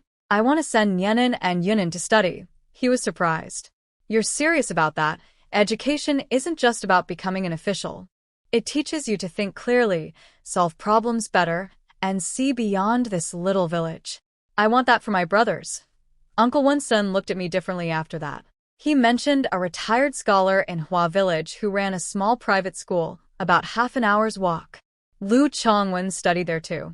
Not ideal company, but the school sounded decent. I'll check it out tomorrow, I said. Then I ruffled Nianen's hair. You'd better study hard, little brother. Learn during the day, then come home and teach me and Grandma at night.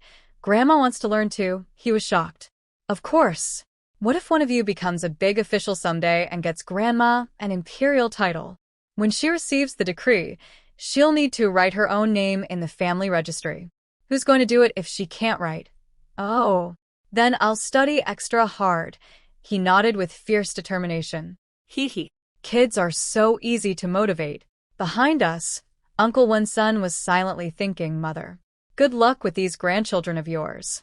The next morning when I hopped on the ox cart, the village aunties were noticeably warmer. Compliments were flying at me like they were free, which I guess they were. My face actually turned red from all the praise. Granny Yang asked where Grandma was. I told her Grandma was home sewing school bags because my brothers were starting school. No point hiding it, the village would find out eventually. Reading. That's wonderful. Maybe your family will produce a big official someday. Granny Yang was genuinely happy for us.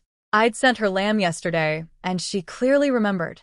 Everyone on the cart was quietly calculating in their heads. 2 students meant tuition, books, ink, paper, brushes. Not cheap. Let them wonder. I do what I want and don't need anyone's approval. First stop in town, sell the lamb. I walked straight into the nicest looking restaurant on the main street, the Pine Crane restaurant. The waiter was polite, the place was clean, no snobbish attitudes. Good sign about the owner. Out came manager Jiang, a skinny little old man with a goatee and sharp, clever eyes. I showed him the meat. He poked it, sniffed it, then asked my price. I played it straight. Honestly, this is my first time selling game meat. I don't know the going rate. But you look like an honest man, so I'll trust your price. The sheep head is free, consider it a bonus. He liked that. Smart girl. 25 copper coins per pound. Fair enough. The total came to 8 taels and 2/10. I took 8 taels and pushed the extra 2/10 back. For your tea, Manager Jiang. Thanks for the business. I turned to leave. He called after me. Come back anytime. Wild chicken, duck, rabbit, boar, I buy it all. Dried mushrooms too, as long as the quality's good. You'll be my first stop. Goodbye. After I was gone, he pocketed the tip and told his staff to notify him immediately whenever I showed up again. I'd made a good impression. Next stop, the old pharmacy with the white-bearded man. You again. What seeds do you want this time? He perked up when he saw me. No seeds today. Do you buy ginseng? What? Did you actually grow it? He shot to his feet. I gave him my best deadpan stare and a massive eye roll. It's not an egg. Things don't hatch overnight. I'm just asking if you buy it. Of course we buy it. We're a pharmacy. Then take a look at this. I unwrapped the moss and held out the ginseng root. What happened next was like watching a sports car launch. I've seen videos of cars doing 0 to 60 in 2 seconds, but I'd never seen a human do it. One blink and the old man had snatched the ginseng right out of my hands. You stupid girl. Who wraps ginseng in moss like this? This is sacrilege. Then his eyes went wide and his voice cracked with excitement. This ginseng has to be at least 1,000 years old. I never thought I'd see one this magnificent in my lifetime. Your luck is beyond belief. The odds of finding this are lower than gold raining from the sky. He was babbling and cradling the root like a newborn baby. Meanwhile, I stood there trying not to laugh. If this old man knew I'd grown this thing from his seed, in under 5 minutes, he'd probably have a stroke. So, how much? I poked his back to snap him out of it. 8,000 taels. I'll take it. How much? I thought I was hearing things. 8,000 taels. Holy, ginseng was worth that much? If I grew a few more of these, I'd be rich beyond imagination. I was already doing the math in my head and trying very hard not to start cackling like a maniac in the middle of a shop. 8,000 taels. Are you deaf, girl? Want me to stick some acupuncture needles in your ears? Or, do you think I'm lowballing you? The old man, whose name turned out to be Ding Dolly, which literally sounds like big strength ding, completely wrong for a frail, mystical-looking herbalist, was getting genuinely angry thinking I doubted him. I've been in this business my whole life. I never cheat and I never lie. You can ask around. Nobody will offer more than me. His neck veins were bulging. I quickly agreed before he popped a blood vessel. Okay, I believe you. But Do you actually have that kind of money? I looked around his shabby little shop skeptically. You think my shop is too small to pay you? Wait right here. He vanished like a gust of wind and came back like his pants were on fire, slapping a bank note on the counter. Wantong Bank. Go to the branch right across the street and test it yourself. I'll wait. He wasn't even slightly worried I'd run off with it. Most trusting man I'd ever met. I went across the street and came back with 100 taels in silver coins plus the rest converted into banknotes of various amounts. The old man hadn't lied. Every single coin was real. see? Did I cheat you? He was practically preening. One more favor, I said.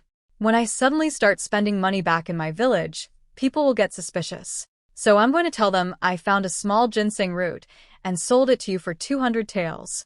If anyone comes asking, can you back that story up? He waved his hand. Easy. One condition, if you ever dig up more good herbs, I get first dibs. Deal. I floated out of that pharmacy on a cloud of happiness. 8,000 taels. I was rich. But first, little aunt's house. Big Aunt was waiting for me. I found the gate open and walked into an incredible scene. Tang Onping and his mother were trussed up like rice dumplings on the ground. Fresh handprint marks blazed red across Tang Onping's face. The old hag's hair was a wreck, and she had blood on her lip. And there was Big Aunt, sitting in a chair cracking sunflower seeds, while Little Aunt fanned her like a servant. It wasn't even hot yet. Big Aunt was just enjoying the power move. I loved it. Absolutely loved it. Tang Onping looked up hoping for rescue, saw me, and his soul visibly left his body.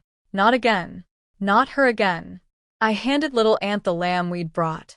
Big Aunt glared at her sister. You need nutrition, especially for your brain. Then Big Aunt turned to the Tang duo on the ground. Don't untie them for 3 days. Starve them. Maybe that'll teach them some manners. And listen carefully, we'll be visiting regularly.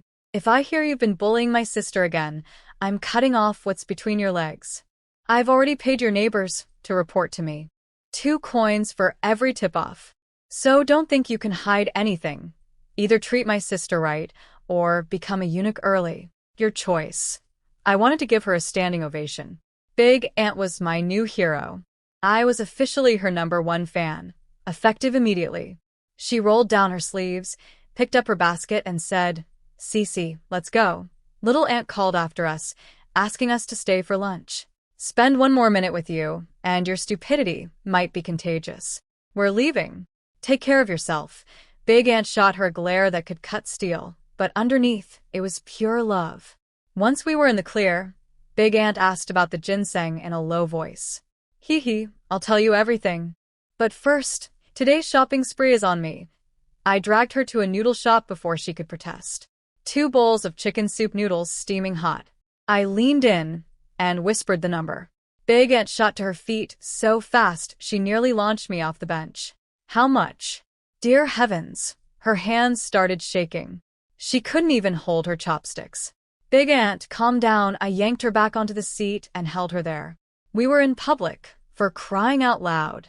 Where's the money? You'd better keep it safe. Big Aunt grabbed my arm the second she recovered from nearly fainting. Don't give it all to your grandma, just give her a small amount. You hold on to the rest, understand? Her heart had almost jumped out of her throat when I whispered, 8,000, in her ear. She'd never seen that much money in her entire life. I know, Big Aunt. Grandma still has Uncle Wenmu and Uncle Winston around. Too much money on her would only cause problems. I was really growing to love this woman. Sharp, brave, and always thinking 2 steps ahead. I knew if I tried handing her silver directly, she'd refuse and probably smack me. So instead, I'd buy her things. After the noodles, I dragged her to a jewelry shop. She refused a gold bracelet, said she was a farm woman who'd just lose it in the fields and throw herself down a well from grief. I had to practically threaten to throw a tantrum before she agreed to let me buy her something. Final haul for Big Aunt: a silver bracelet, silver earrings, a gold ring, and a pearl hairpin. For Grandma, a silver bracelet and gold earrings. Big Aunt complained the whole time, but couldn't stop touching her new bracelet. Then the clothing shop. 2 outfits each for Grandma and my brothers. 2 for Big Aunt and each of her kids. 1 for Big Uncle. 2 for myself. Then pastries and dried fruits. 4 packs for Big Aunt's family, 4 for mine. I don't even like sweets, but Grandma and the boys do. Big Aunt's eyes were turning murderous from all my spending, so I finally stopped. I'd come back alone next time and shop in peace. On the ox cart home, Big Aunt kept admiring her bracelet. A woman across from her noticed. "Is that a silver bracelet? Where'd you get it?" Big Aunt and I exchanged a glance. Hook, line, sinker. My niece bought it for me.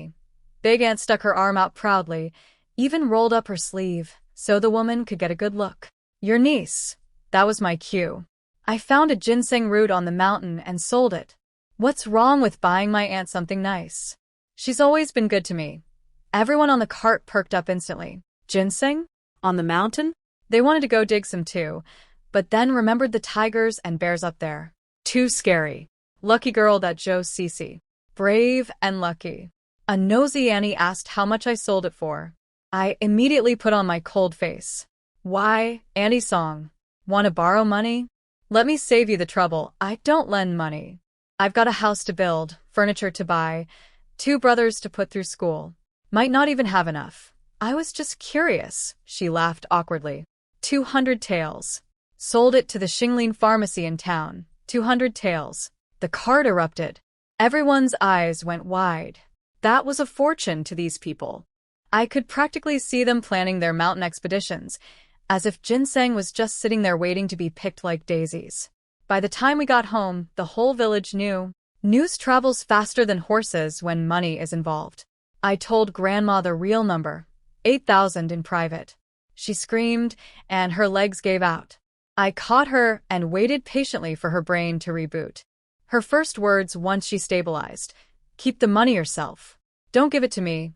Exactly what I expected. Same as Big Aunt's advice. "Here, Grandma, see if you like these." I slipped the silver bracelet onto her wrist and clipped the gold earrings on her ears. "You wasteful girl." "I'm too old for fancy jewelry," she scolded, while her mouth stretched into the widest grin I'd ever seen, practically reaching her ears. "Grandma, where are you going?"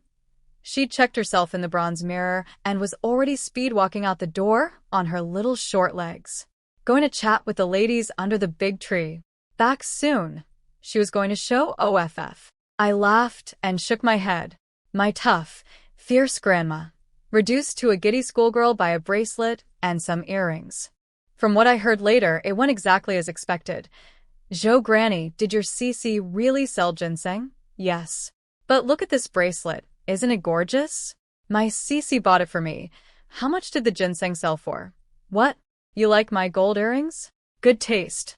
"My Sisi got me those too." She didn't answer a single question directly. Just kept flashing her jewelry at every jealous old lady in the village. They'd never even seen silver earrings, let alone gold ones. How did Zhou Granny get so lucky with a granddaughter like that? Of course, while some people were happy, others were furious. Aunt Lu Suelon was already at home beating her 3 daughters. Some things never change. The news about my ginseng hit the village like a bomb. Aunt Suelon went absolutely insane with jealousy. She kicked all 3 daughters out of the house and told them not to come back without ginseng. Her youngest was crying in terror, but Suelon slammed the door in her face. In her twisted mind, her girls and I were all Zhou family granddaughters, so why should heaven only bless me? And oh, the gold earrings and silver bracelet I bought for Grandma and Big Aunt? Suelon was livid. I didn't buy her anything. "I held that girl when she was a baby," she screamed. "Lady, holding me once doesn't entitle you to jewelry for life."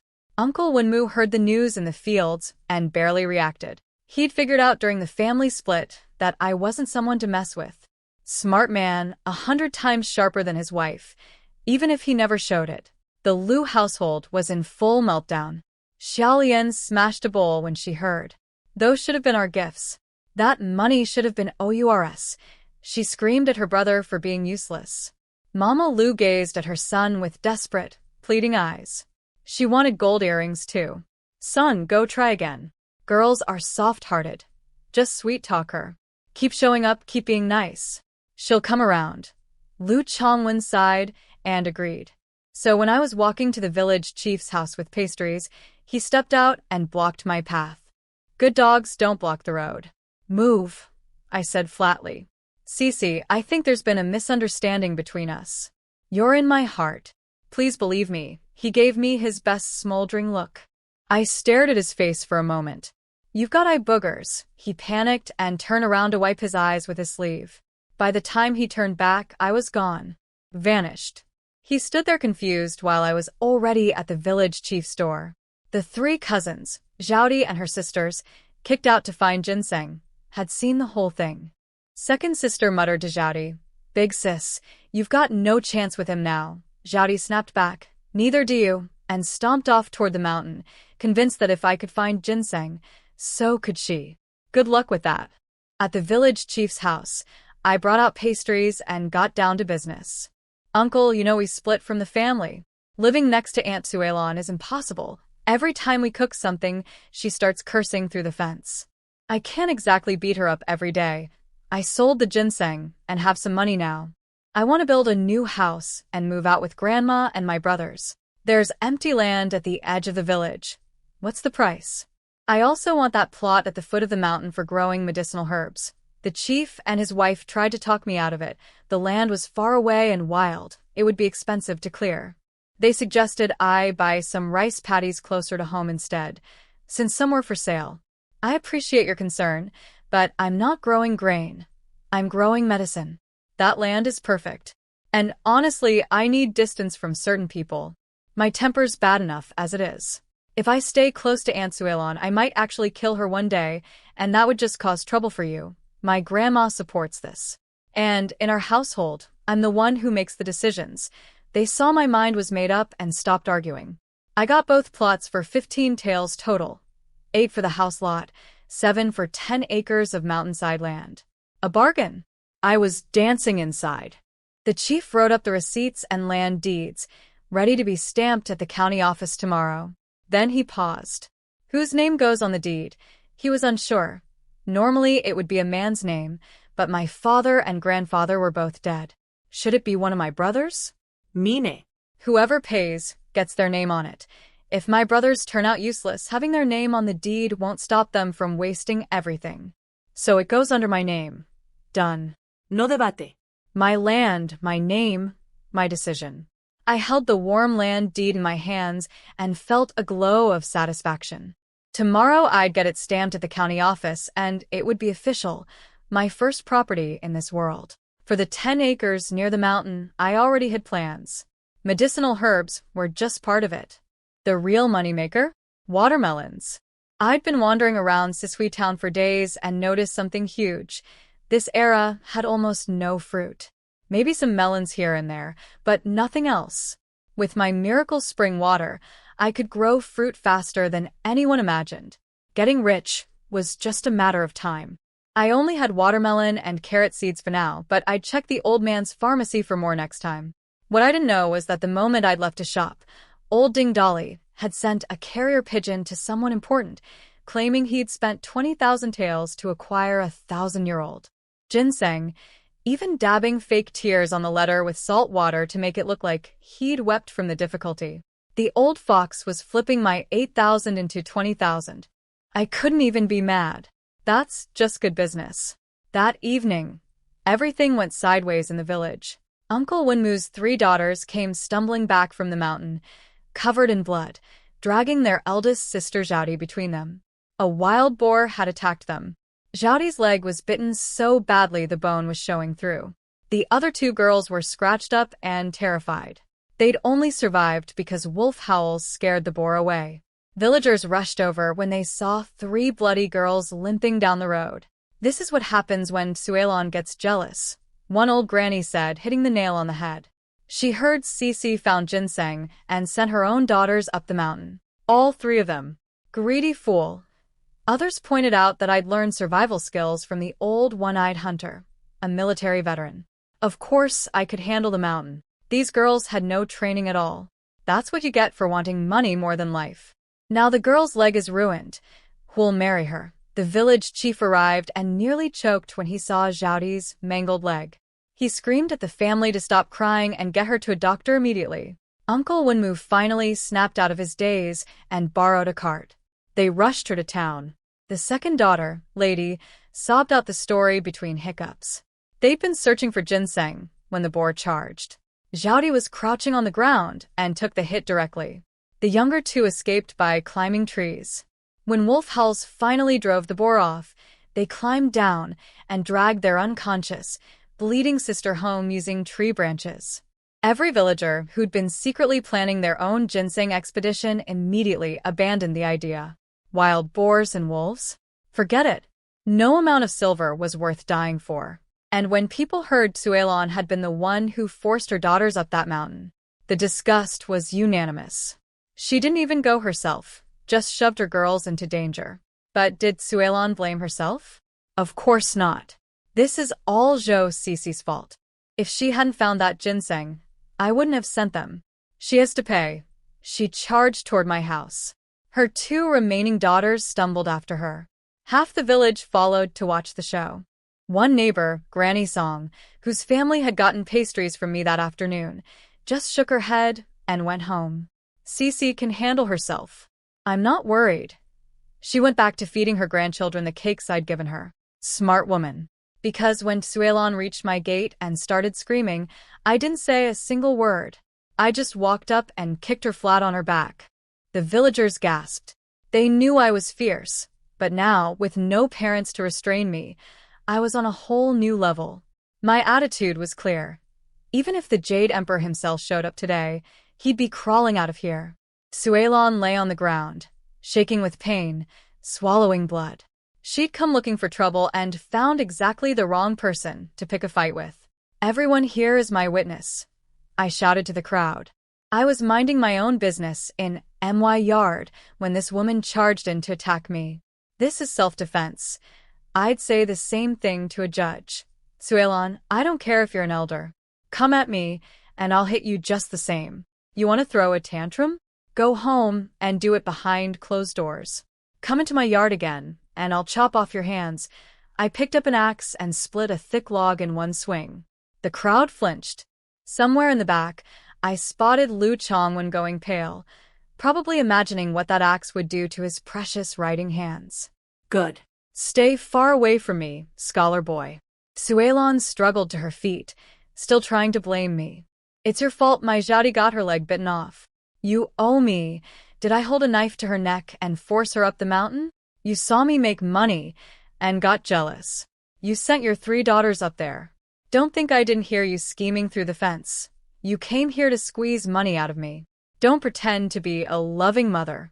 If you don't leave right now, tomorrow I'll tie up your precious Mani and toss him into the mountain to feed the wolves.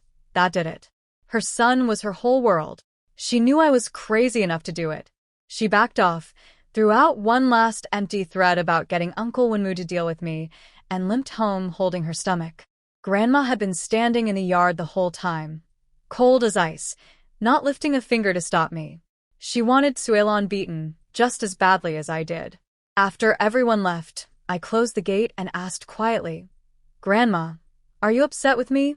I told you. You're the head of this family now. Whatever you say goes. I'm just here to enjoy my retirement." She glanced at Uncle Wenmu's side of the fence with pure disgust. "Once our new house is built, we're moving. Looking at that woman gives me a headache." I wrapped my arm around her little shoulders and leaned my head against her. "Grandma, you're the best grandma in the world." She shoved my head away. "Careful.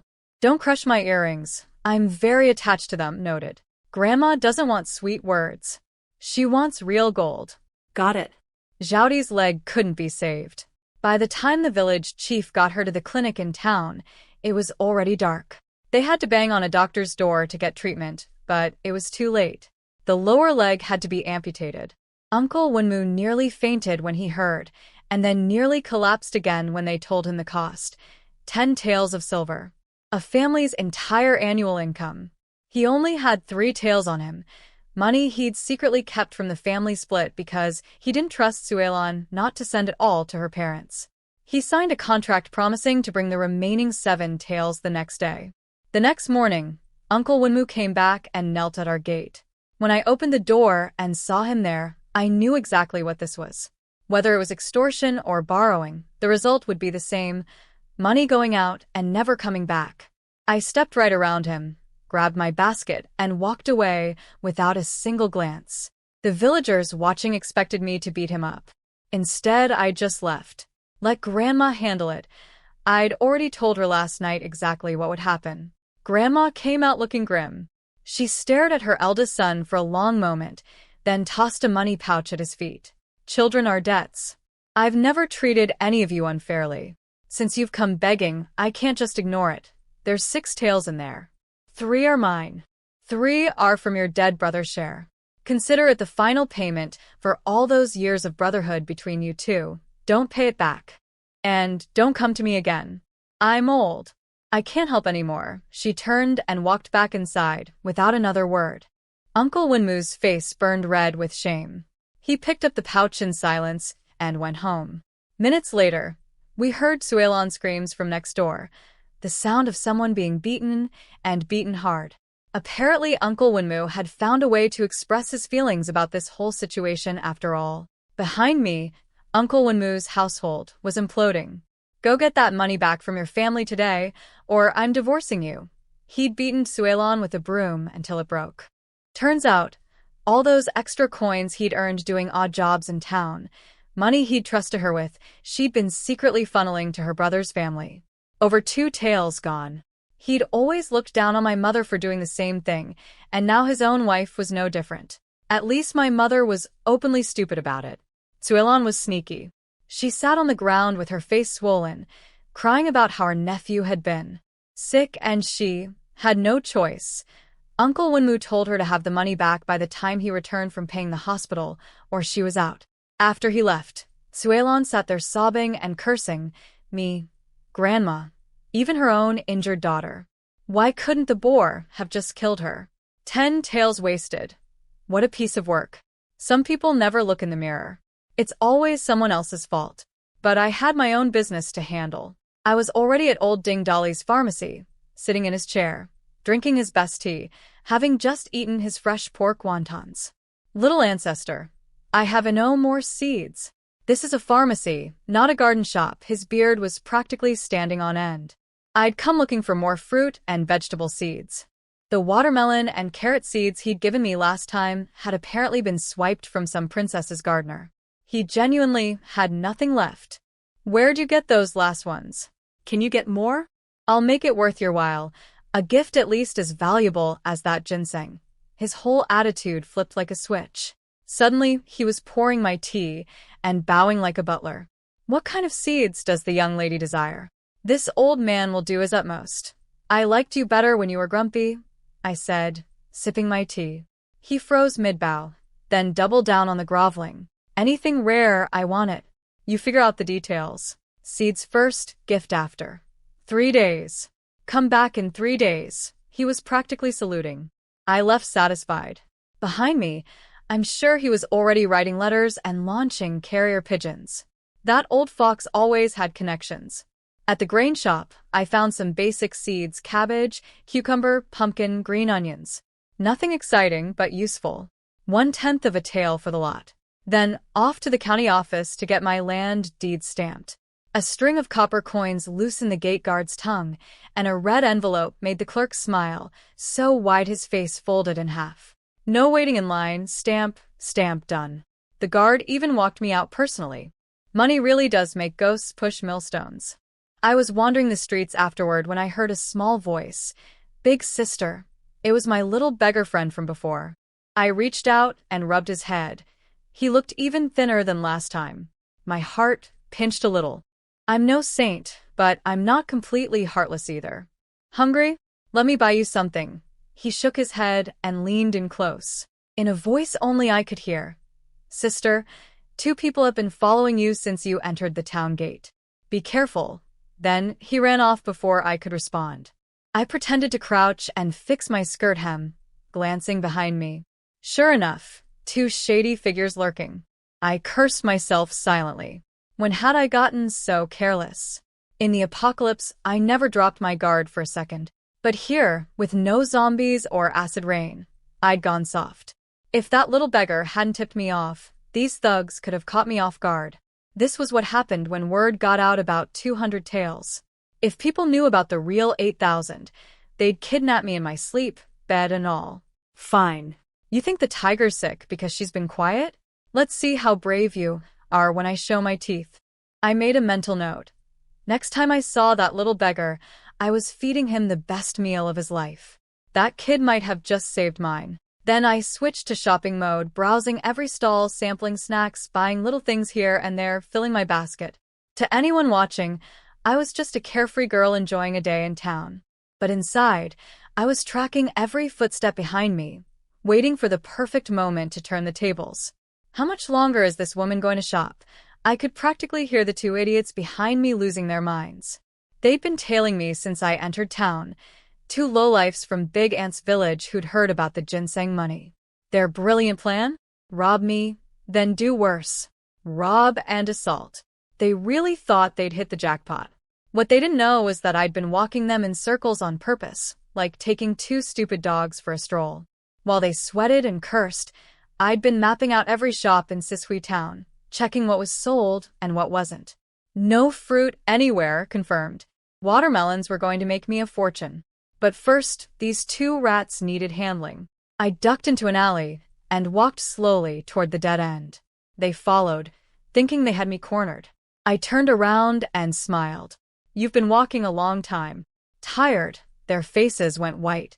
They realized I'd been playing them the whole time. Hand over your silver, and we'll let you live, the older one barked, trying to sound tough. And if I say no, then don't blame us for what happens next. They charged at me together. I calmly crouched down, pulled a brick out of my basket. I'd bought it earlier, just in case, and cracked both their skulls open in 2 quick swings. Blood sprayed. They dropped like sacks of rice. Young people recover fast. They'd sleep it off. Eventually. What they didn't know was that I wasn't done. I checked their breathing, alive, good. Then I pulled out the knife I'd strapped to my calf and cut the tendons in both their hands and feet. Then I cut out their tongues. Call me cruel, but these 2 were planning to rob and violate a young girl. If I just knocked them out, they'd do it to someone else tomorrow. This way, they'd never hurt another woman again. Consider it community service. I searched their pockets. Pathetic, just a few copper coins. I took them anyway. Money's money, even if it only jingles. What I didn't know was that someone had been watching from the rooftop, Song Ziyu and his servant 01. They'd spotted me entering the alley, with the 2 men following, and came to check. By the time they arrived, I'd already finished. 01 clutched his chest. That was brutal. Song Ziyu said nothing. They both waited until I was long gone before daring to breathe normally. 01 privately swore that if he ever ran into me on the street, he'd walk the other way. Smart man. Afterward, Song Ziyu visited old Ding Dali's pharmacy. Turns out, the old fox had sent that carrier pigeon to Song Ziyu's family, specifically to this, second young master, knowing he'd come running for 1,000-year ginseng. The reason? Song Ziyu had an older brother, Song Moli, who'd been sickly since birth. Their mother, a princess's consort, had taken a poison knife meant for her husband while pregnant. She survived, but the toxin damaged the baby. The eldest son was told he wouldn't live past 10. The royal family pumped him full of every medicine known to man and somehow kept him alive for 18 years, but he was still fragile. Song Ziyu, 2 years younger, had devoted his life to caring for his brother. Ding Dali knew that the words, 1,000-year ginseng, would bring this young master flying. And he was right. Song Ziyu slapped a banknote on the table without a word. 25,000 taels. The old man nearly screamed with joy. He bought my ginseng for 8,000 and flipped it for 25,000.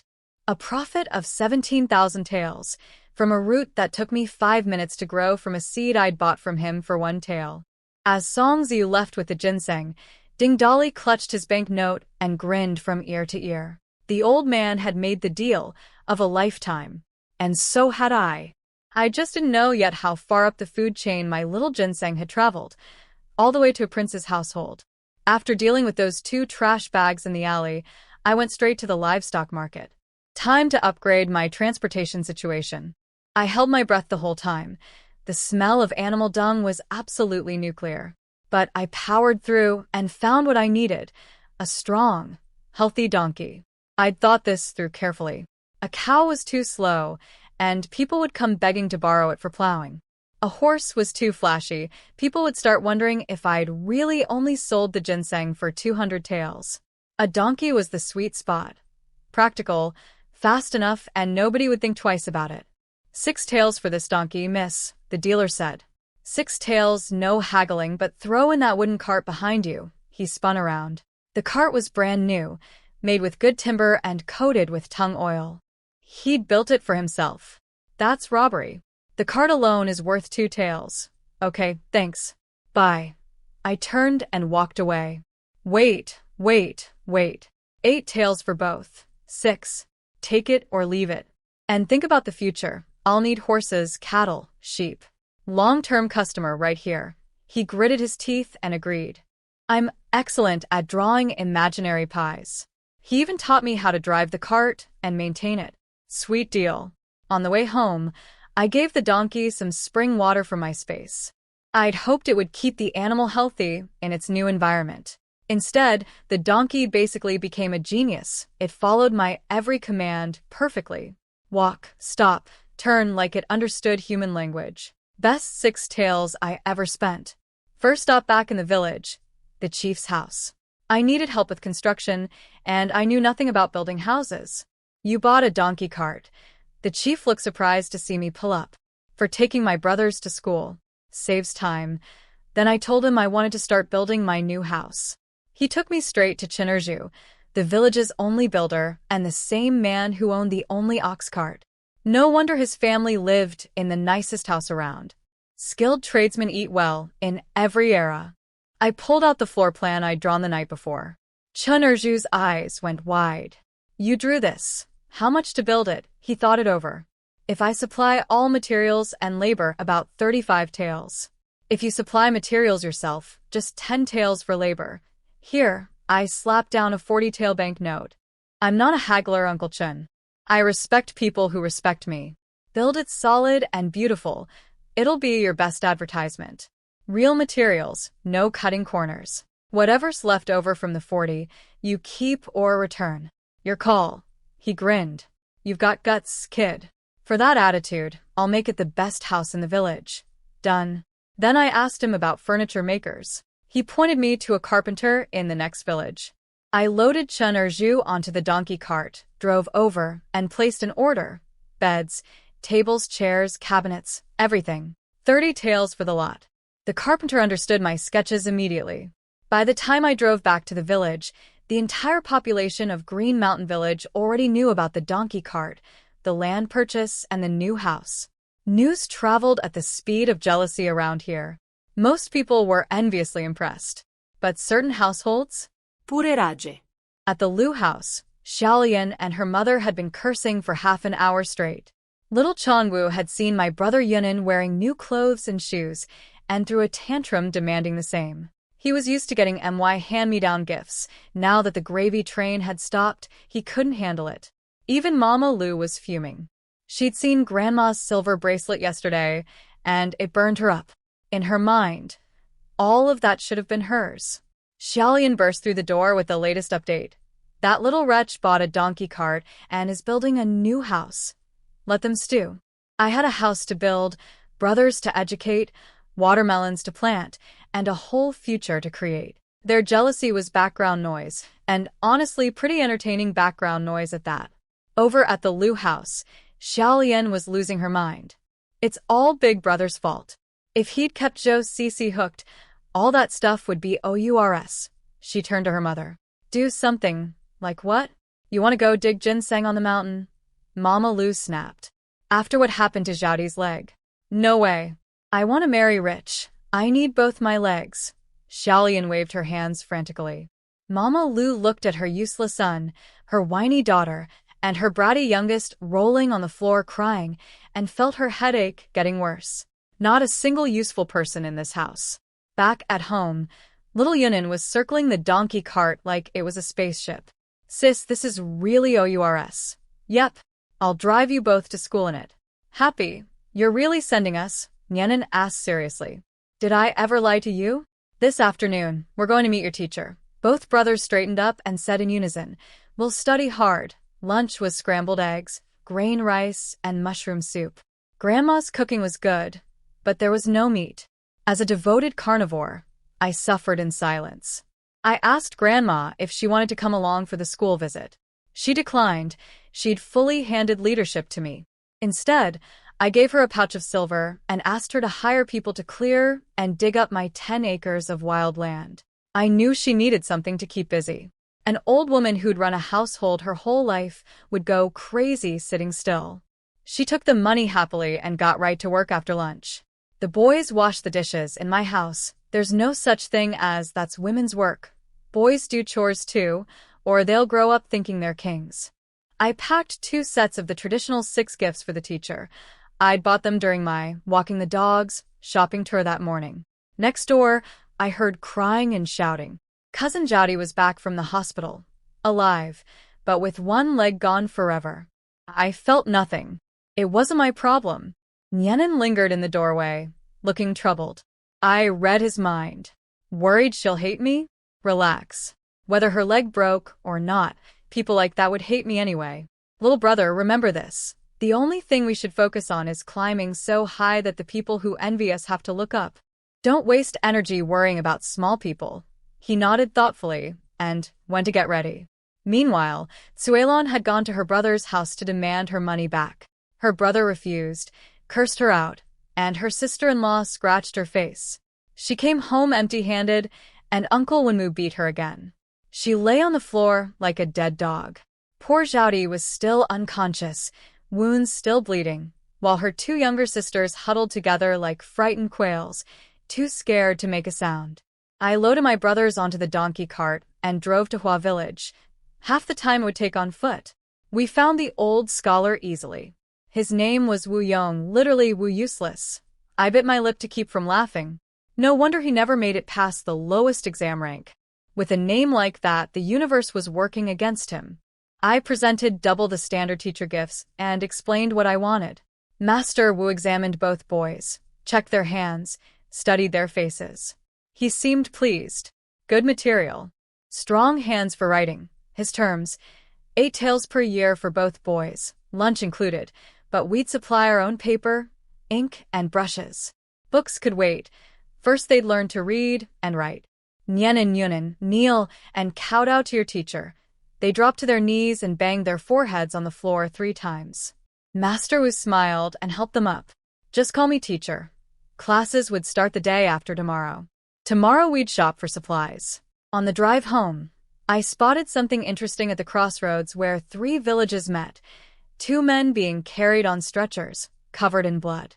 Hands limp, feet dragging, mouths wrapped in cloth. Well, my 2 friends from the alley. Looked like they were from Big Ant's village after all. That's what happens when word about money spreads too far, it attracts rats. And these particular rats had picked the wrong cat to mess with. After dropping the boys home, I went straight back up the mountain. No meat in my life meant no energy in my body. Tonight I wanted sweet and sour ribs, which meant I needed a wild boar. I pulled a copper basin from my space, filled it with spring water, and set it by the stream.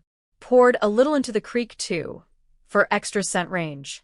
Then I climbed a tree and waited. The small animals came first, rabbits, wild chickens, all drawn by the irresistible smell of the spring water. I pelted them with stones to scare them off. Shoo. I'm not eating you today. Then came mountain goats, a spotted deer, a fox. Everything except a wild boar. Was a plate of ribs really too much to ask? Fine. Since none of these animals would leave, I might as well make it profitable.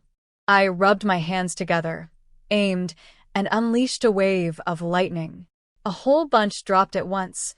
2 goats, 1 deer, 5 rabbits, 3 wild chickens. The fox was too fast and escaped. I tossed everything into my space for freshness preservation. Tomorrow I'd sell them at the Pine Crane restaurant. Then I heard a tiger roar. I scrambled up the tree so fast I practically flew. This mountain actually had a tiger? I'd thought that was just talk to scare kids. The beast strolled over, 3 meters long, muscular, nothing like those lazy zoo tigers. It was magnificent and terrifying. It lowered its massive head and slurped up every last drop of spring water from my basin, tail swishing like an overgrown house cat. I held my breath and waited. I could take it down, but how would I explain killing a tiger? Catching rabbits and goats was believable for someone who'd trained with the old hunter. But a tiger? Nobody would buy that. It finally finished drinking and turned to leave. But right before it walked away, it looked up, directly, at where I was hiding. My blood ran cold. Those eyes looked weirdly intelligent, like a college student. Smart, but somehow goofy. Did it know I was there? Once it was gone, I climbed down, collected my basin, and decided to settle for braised chicken instead of ribs. That's when I walked right into a family of 5 wild boars. My big eyes met 5 pairs of tiny piggy eyes. I ran first straight up the nearest tree. The 2 parent boars immediately started ramming the trunk like battering rams. Leaves rained down, and I clung to the branches for dear life. You want to play? Fine.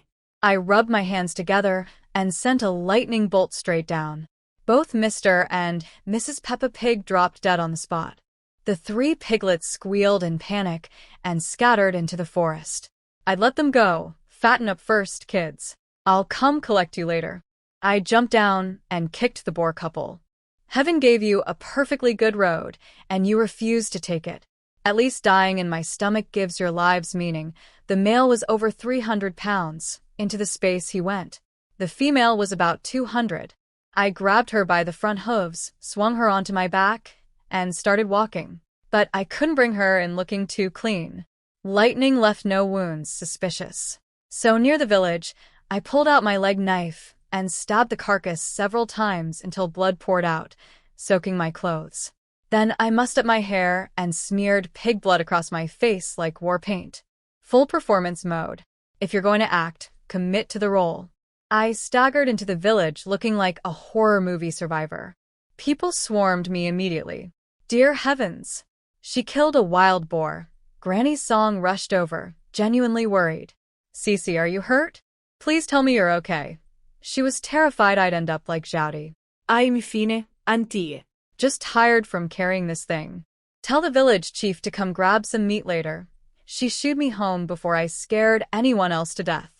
I kicked open our bamboo gate and dropped the boar in the yard with a thud. Grandma, sharpen the knife. We've got work to do. Grandma burst out of the house. She didn't even glance at the wild boar. She ran straight to me, patting me down, checking for injuries, touching my face, my arms, my legs. All that blood had her panicking. That was my grandma. 200 pounds of pork on the ground, and she only had eyes for her granddaughter. Grandma, this is all pig blood, not mine. Your granddaughter is tougher than she looks. I grinned at her. Now hurry up, I'm dying for some ribs. Being fussed over felt wonderful. Back in the apocalypse, nobody cared if you got hurt. You fought alone, bled alone, survived alone. Here I had a grandma who checked me for scratches before even looking at 200 pounds of pork. I loved this life. The warmth, the family, the smell of cooking fires across the village. So much better than the cold wasteland I came from. All you think about is eating. You'll turn into a big greedy pig yourself. Grandma shot me an annoyed look and went to grab the butcher knife. I could tell she knew the wounds on the boar didn't add up. Not enough to kill something that big. She'd grown up hunting with her father and could read an animal carcass. But she didn't ask. If her granddaughter had secrets, fine. As long as I came home safe. Next door, the village gossip, Old Lady Wei, tried to stir up trouble with Aunt Nya Pinger.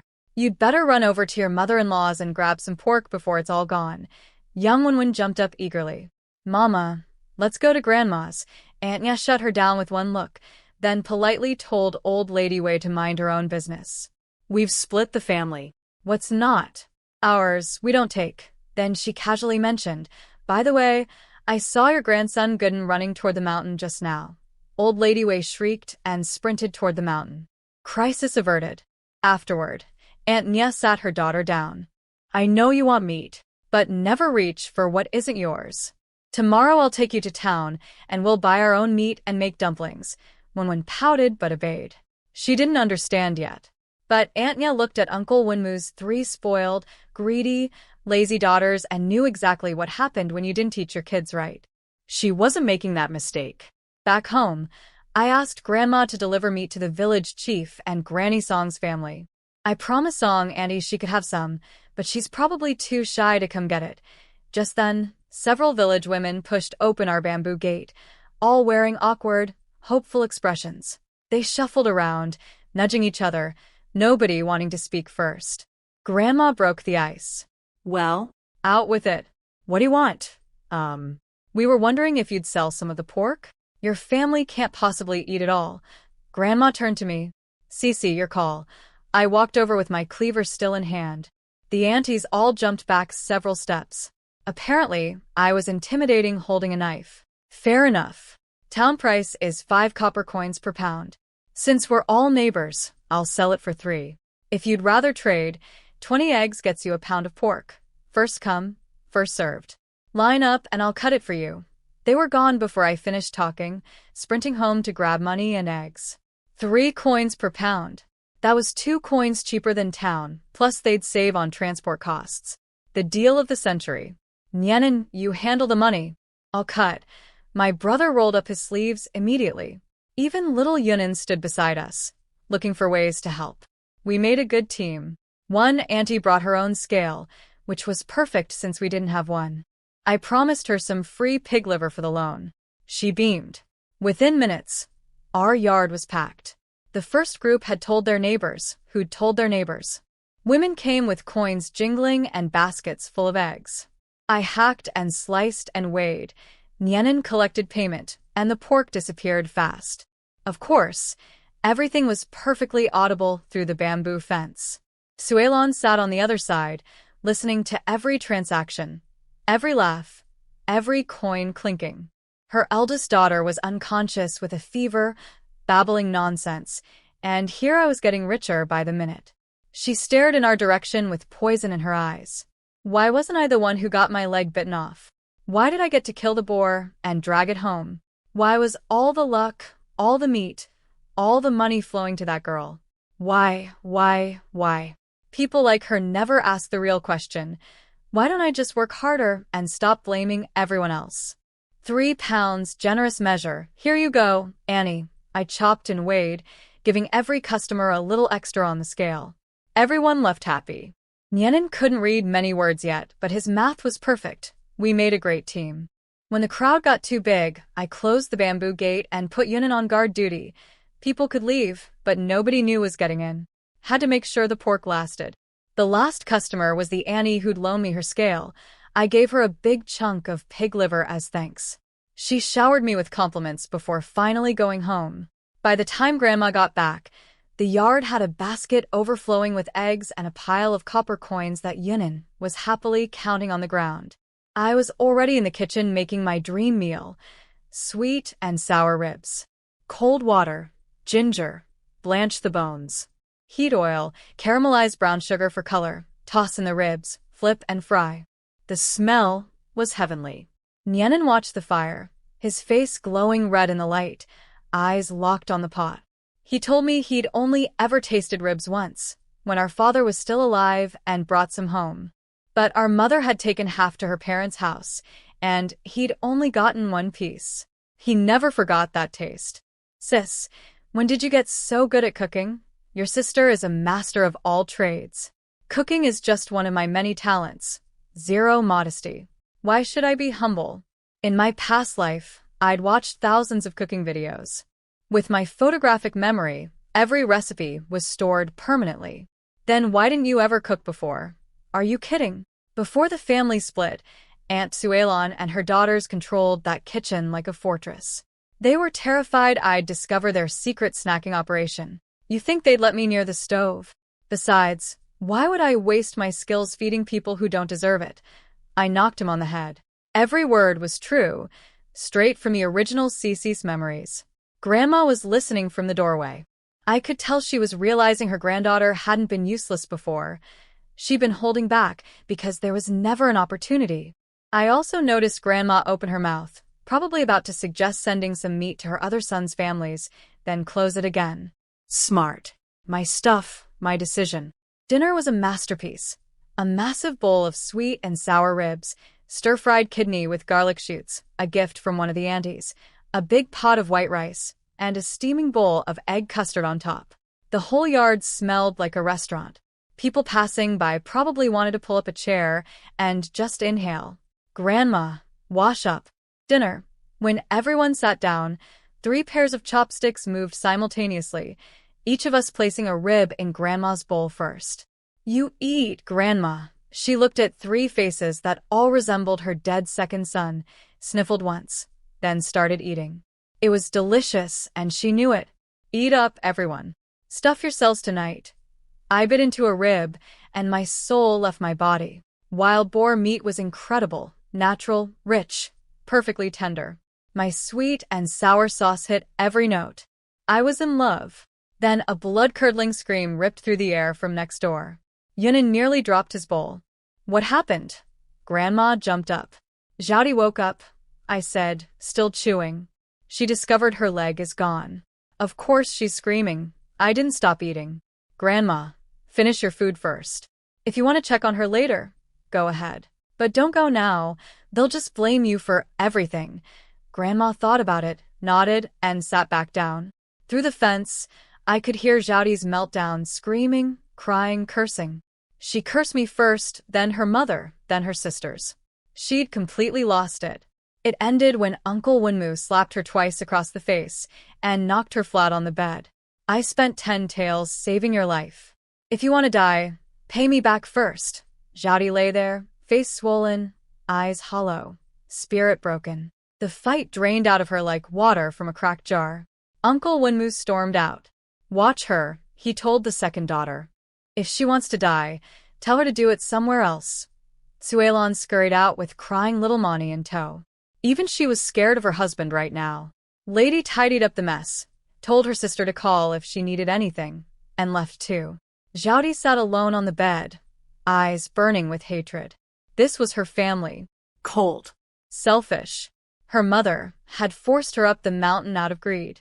Her father saw her as a 10-tael debt. Her sisters couldn't wait to leave the room. Nobody held her. Nobody comforted her. She sat there in the dark and made herself a promise. Someday, every one of them would pay.